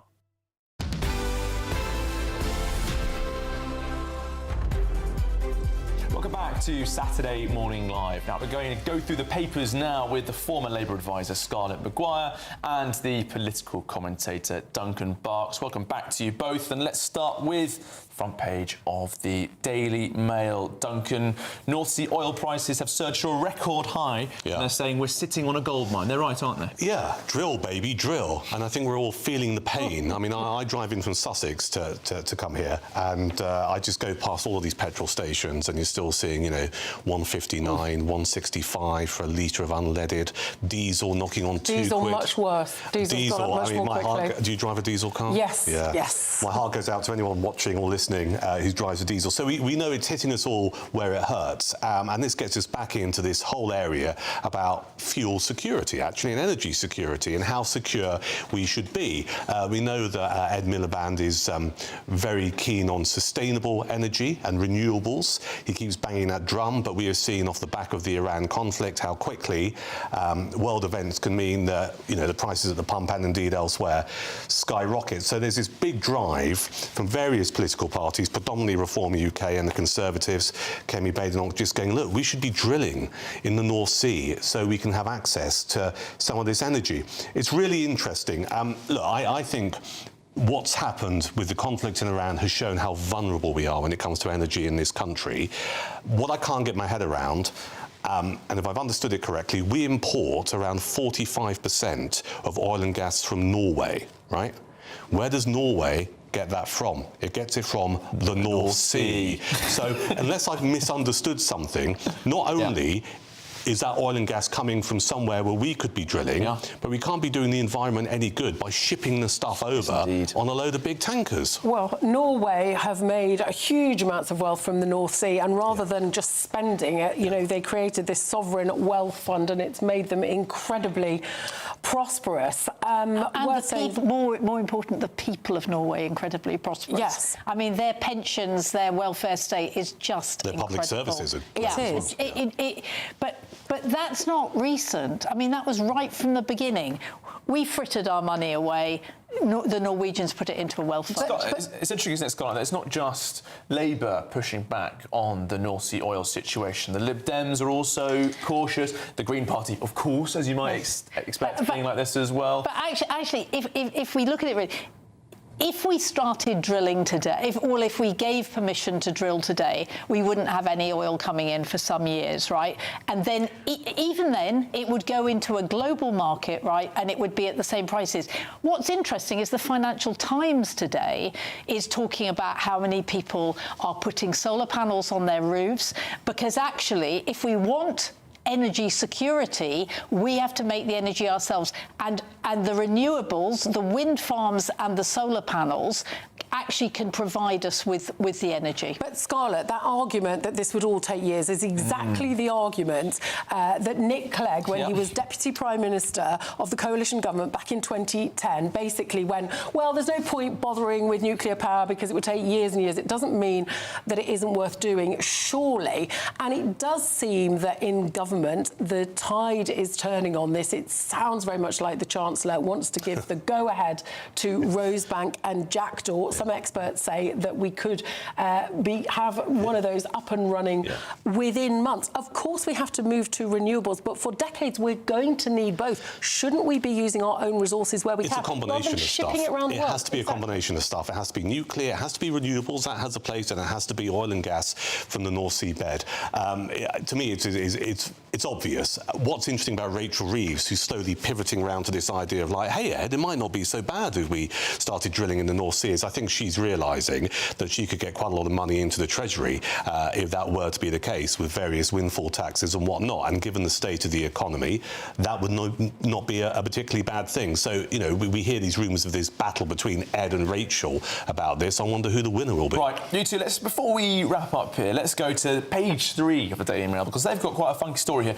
Revealed pet hates that really get our goat. They've got their top 20 grumbles. Loud chewing's number 2. Top spot is queue jumping. 13 dropping and breaking crockery. Just before I come to you, Scarlett, Matthew Davies on gbnews.com/your say says, my pet hate is pointless surveys asking things like pet hates. Good point. Well done, Matthew. What are yours? My pet hate is people, my absolute one is people talking with their mouths full. It is absolutely disgusting. I do hate queue jumpers, and I was in a queue and somebody came in. It was in France, and we were obviously queuing to get in with 3 American passports. And then he was and I said, why are you coming in front of me? And he said, because I've got a child. Oh, my word. And I thought, oh, very quickly, God. people on buses and trains and tubes listening to music or watching videos really loudly with no headphones. That's really Quite Precisely. frankly, train guards should be allowed to taser those people. It drives me nuts. We should all be liberated to taser. We should all carry a personal taser for those of us who commute. Just wear some earphones, please. Yeah. How hard is it? Really annoying. You're really so annoying. right. You're On the loud chewing thing, I once snapped quite aggressively with... Well, not quite aggressively. I gently snapped at someone who was loudly chewing with their mouth open in front of me, and I said, could you... Any chance you might close your mouth while chewing? And they said to me, oh, but I'm just enjoying my food. And I had to say, well, I don't want to enjoy it as well. Was this somebody that you were like sitting opposite at the me? table a friend, with? Actually. Somebody that you knew. How did they take it?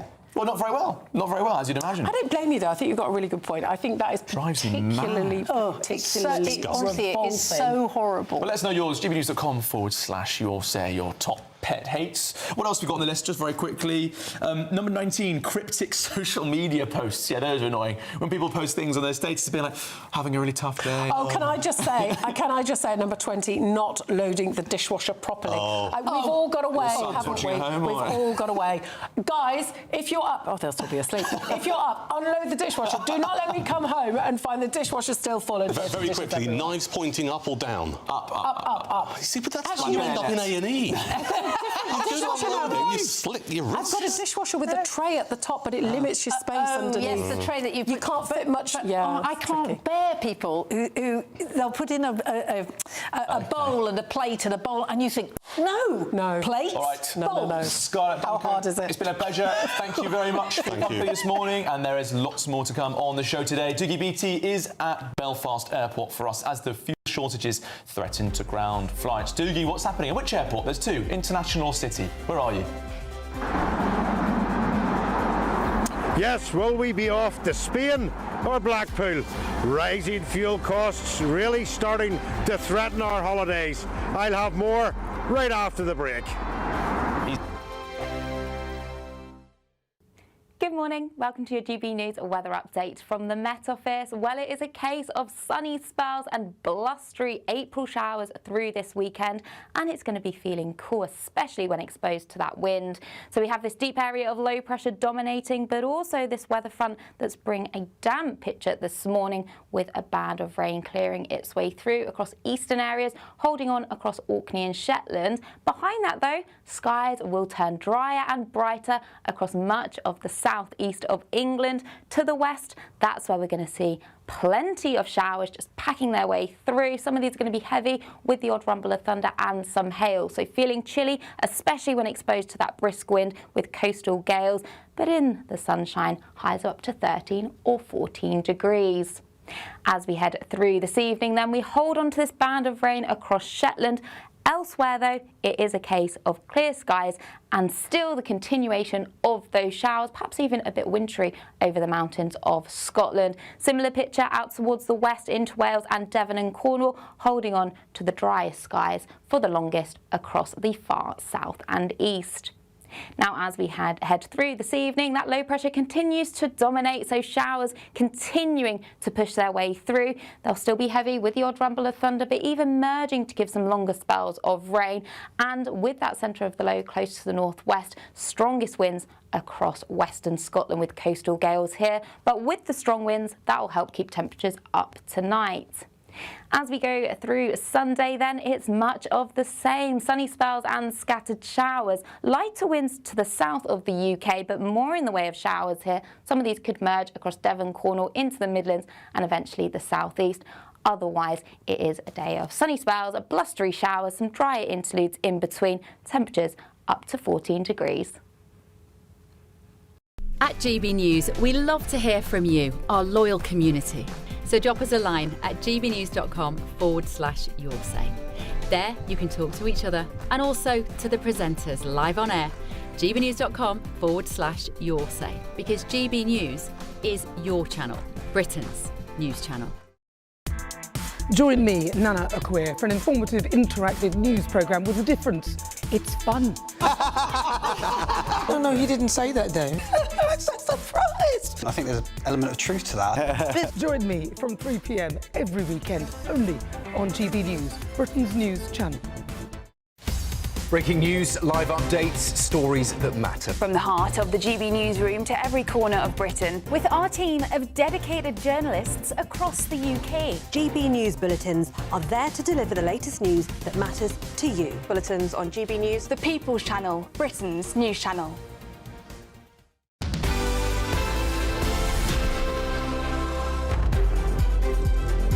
Well, oil prices are continuing to surge amid the Iran war, piling pressure on Ed Miliband to abandon net zero plans and get drilling. Well, this means that half-term flights could now be at risk as European airports warn of jet fuel shortages. Well, our very own Dougie Beattie is in Belfast for us now. Dougie, where are you and what's going on?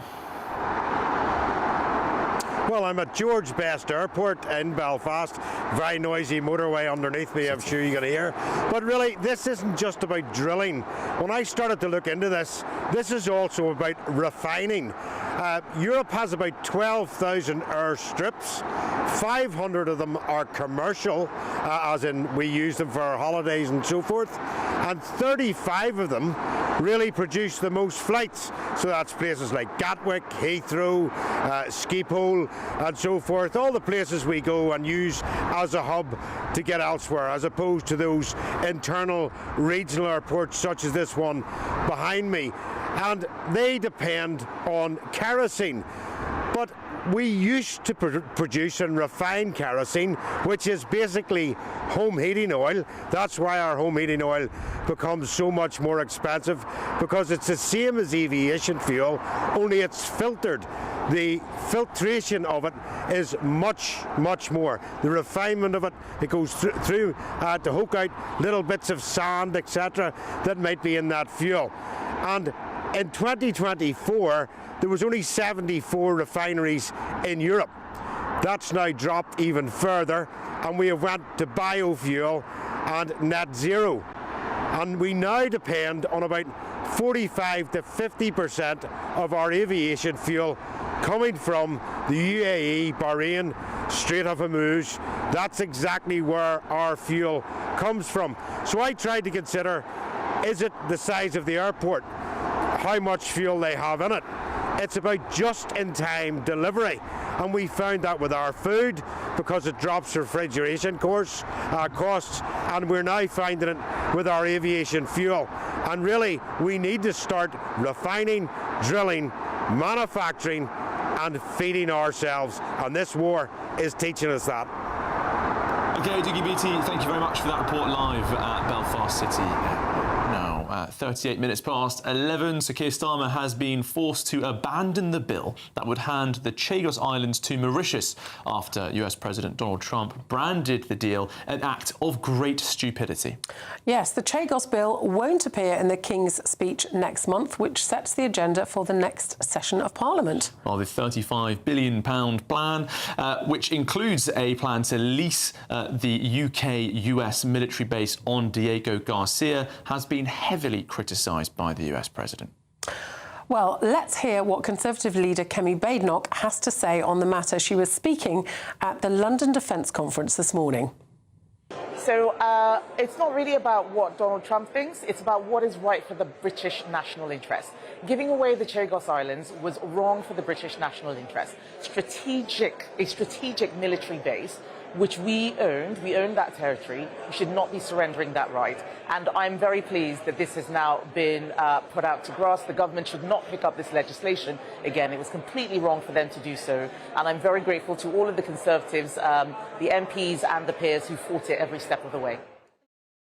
Well, let's speak now to the spokesman for Friends of British Overseas Territories. That's Robert Midgley.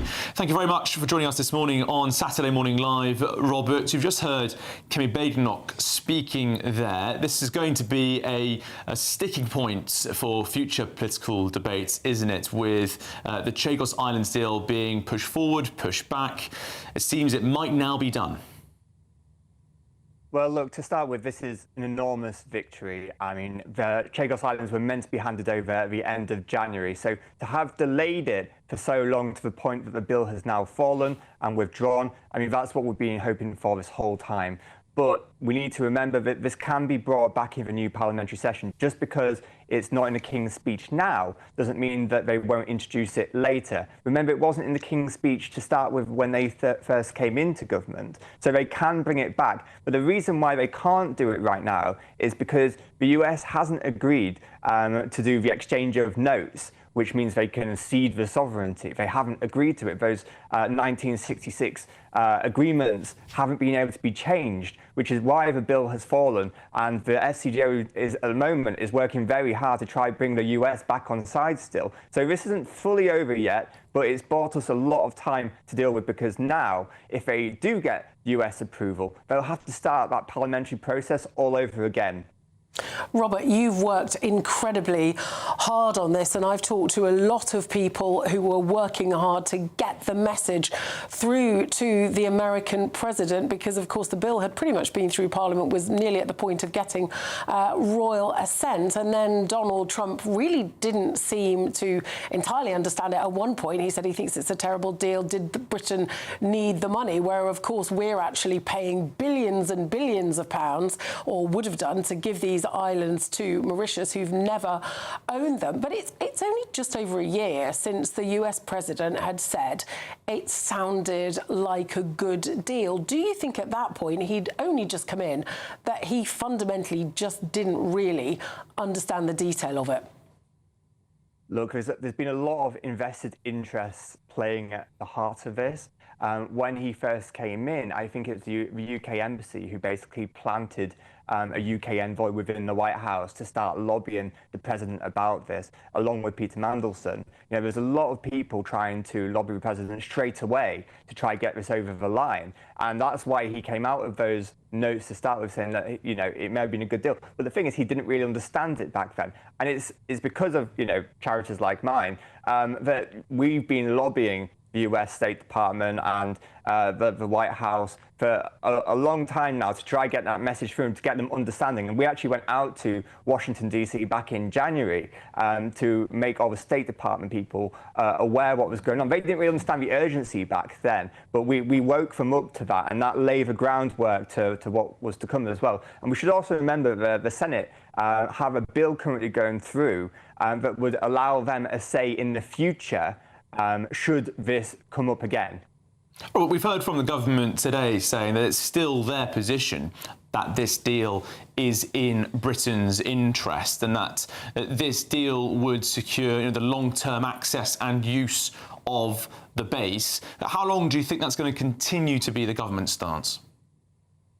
Look, I think that now they've got an opportunity to take the step back and actually examine what the problems are with this. They originally said that they need to seize the islands because of an imminent court ruling from UNCLOS. Remember, we have a military exemption in Article 298 that would actually stop that from happening. And some detail came out last night from the Times, I think it was, that said that their concern is that UNCLOS only applies, that Article 298 only applies to Diego Garcia, not the outer islands. Now, a bit of research shows that actually that can apply to the whole territory. And actually, this is where the Chagosians can come into it, because if a settled population exists on the outer islands, that means you've got self-determination. That means it's recognized through the United Nations. So it'd be very, very difficult to then say, oh, we can just cede this territory away because you've got a settled population on it that has voting rights who can have a say on sovereignty then.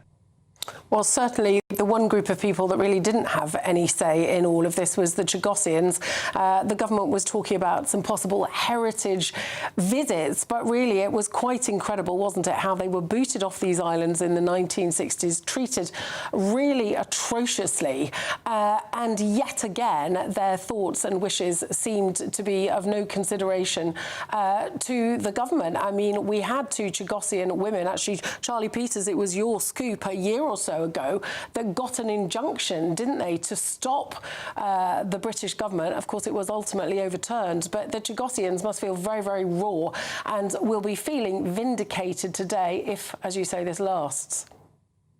Look, I think they've got a great opportunity right now. I mean, we've got a real chance to fix that, historic injustice. I mean, originally, it's really sad, but they didn't actually need to come off the outer islands in the 1960s. It's just because the UK offered the US to take them off the island. So there's actually no need for them to actually be removed. But like I said, we have a real chance now to fix that. And we can have a resettled population that's in the outer islands that can have self-determination, and that will secure the sovereignty, and it will secure the base at the same time in perpetuity. So it will withhold any sort of international court rulings going forwards.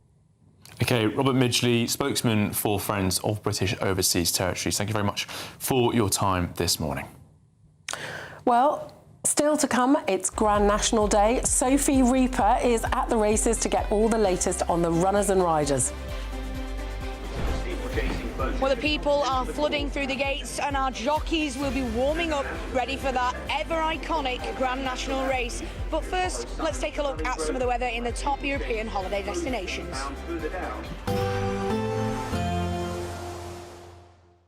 You're looking happy. Well, the forecast looks good. So you've sorted the travel insurance then? All Clear Travel Insurance sponsors GBNews Travel Destinations Forecast. Hello, if you're heading off for an Easter break, well, it's not entirely settled across parts of Europe and into the Mediterranean. Across the Mediterranean, though, it is looking relatively dry and bright through this weekend, as well as into parts of Italy. Further west, though, unsettled weather is affecting southern Spain, parts of northern Africa, as well as Portugal through this weekend. And showers continue to move in to the Canaries as well, so slightly cooler here with a risk of rain. Into next week, though, it does turn drier in these areas. Bye-bye. All Clear Travel Insurance sponsors GBNews Travel Destinations Forecast.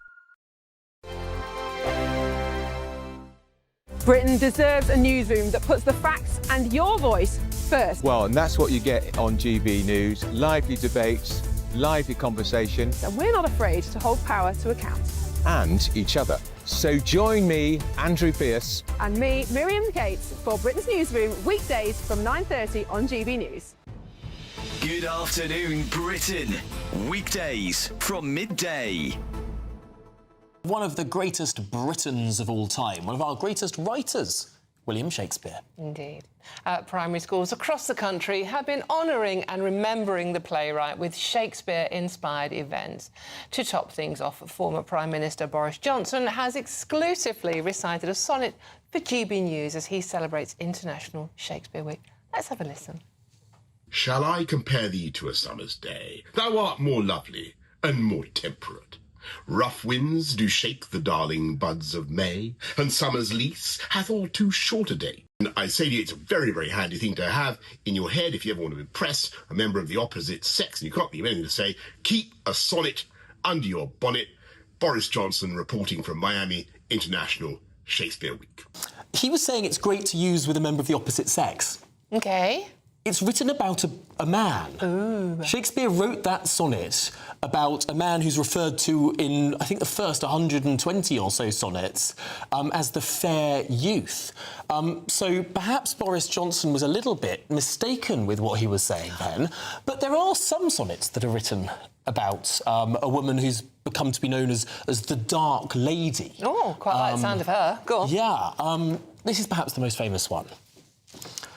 My mistress' eyes are nothing like the sun. Coral is far more red than her lips red. I like to hear her speak, yet well I know that music hath a far more pleasing sound. I grant I never saw a goddess go. My mistress, when she walks, she treads upon the ground. And yet, by heaven, my love as rare as any she-belied with false compare. Did you like that, Dawn? Are you finished? That was beautiful. That was absolutely beautiful, Tom. I could not have enjoyed that rendition more. GB News, the People's Channel. As soon as it hits 11 and the headlines come in, the Late Edition brings you the breaking news from all the front pages. Because the news is going to happen. So get a head start today. Patrick Christie's tonight, Late Edition. Alex Armstrong tonight, Late Edition. From 11 o'clock every night. Only on GB News, the People's Channel, Britain's news channel. At GB News, we love to hear from you, our loyal community. So drop us a line at gbnews.com/yoursay. There you can talk to each other and also to the presenters live on air. gbnews.com/yoursay, because GB News is your channel, Britain's news channel.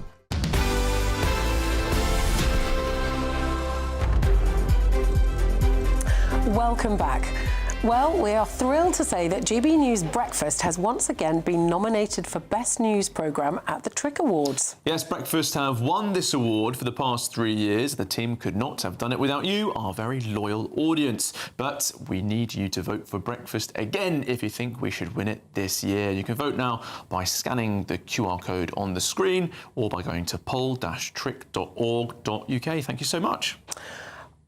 Well, it's Grand National Day, so of course we're checking in at Aintree ahead of this afternoon's big race. Our GB News reporter, Sophie Reaper, joins us live from the racing grounds. Sophie, what's happening there? Good morning to you. People are now pouring in. The atmosphere and the excitement and starting to build nicely. Just over 4 hours to go now till that Grand National race is run. So who better to talk about the Grand National with than a former jockey himself, Barry Geraghty. Thanks so much for joining us this morning. Big day today. How are those jockeys going to be feeling now that we're just over 4 hours away? Yeah, it's a big day, Sophie, as you say. And, you know, I suppose the more experienced riders who've been there and done it before, they'll be a little bit calmer and more relaxed. But the younger riders who haven't tasted it yet, you know, there's a big build-up to this, the fanfare. You can feel the atmosphere building. So, you know, it'll be tense times for those younger riders. So, it's a big day. And have you had any advice for those younger riders who might be feeling the nerves a little bit just before they head out onto the course? What advice would you give them? Yeah, but just enjoy it as much as you can. But, you know, treat it as a normal day. You know, it's a big occasion, but it's back to your basic principles. You know, riding your horse, getting the horse relaxed, jumping, but looking after your horse. If your chance is gone, pull him up. Obviously, you know, strict whip rules as well. Stay inside those. But most importantly, enjoy it. It is a mega thrill to ride around in the Grand National. And what about any advice for anyone who's here at Aintree for the first time? What advice would you have for them? Well, enjoy the day. You'll feel the energy, the atmosphere. The Liverpool crowd, there's no better crowd than racing. So yeah, it's a magical day. Enjoy it, make the most of it, but try and find a winner, I guess. Well, on that, we've got to wrap it up there. But before I let you go, if you had any advice for our viewers at home, who your money's on today, who's that? I think I Am Maximus, he won the race 2 years ago. He was second last year. He's seen some really good form. Been there and done it. I Am Maximus, the one for me. There we are. Thank you very much for joining us, Barry Geraghty there. Not long to go. The excitement continues to build. We'll be here until that big race later on today. Much Sophie Reaper there live for us in Aintree, and thank you to all of you at home for watching us today on Saturday Morning Live. It's been a real treat to be joined by Catherine Forster today. It has. Thanks for having me. I've had a lot of fun. Well, let's speak now to Dawn Neeson, who's coming up next with The Weekend. Dawn, what's coming up on your show? Thank you so much. You do a brilliant job as always. We have got an incredibly special day today, an incredibly special show, and we're talking about some incredibly special people. So I really, really would appreciate your company throughout the show. We're also obviously talking about the big stories of the day. We're talking about peace in our time, possibly, Artemis splashing down, and we're all off to the GGs, as my dad used to call them. It's Grand National Day. Have you got your bets on yet? I'm going for number 13 because it's always been quite lucky. Husband's birthday. Any case, please do join me. We've got lots to get through, and it's going to be a great show, especially with you. Thank you. Let's see you soon.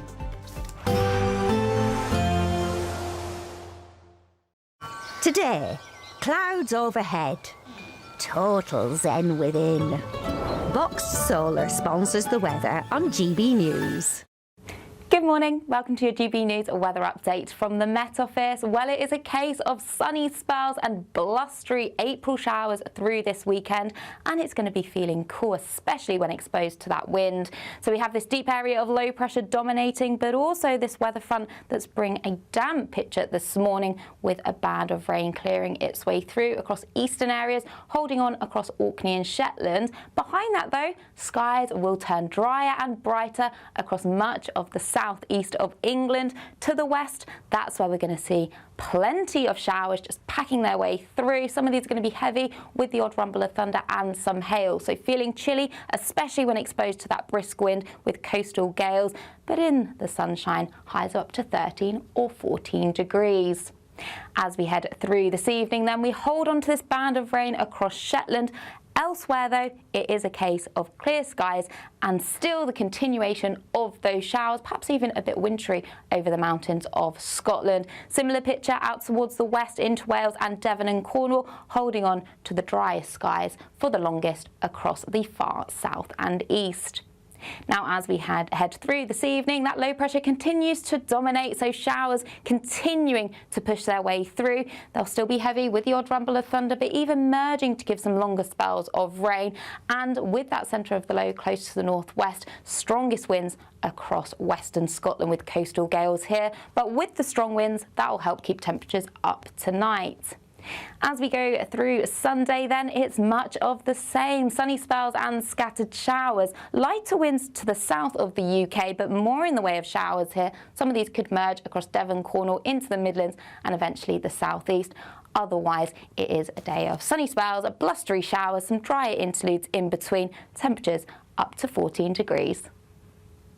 Today, clouds overhead, total zen within. Box Solar sponsors the weather on GB News. Make sure you don't miss out on your chance to win big.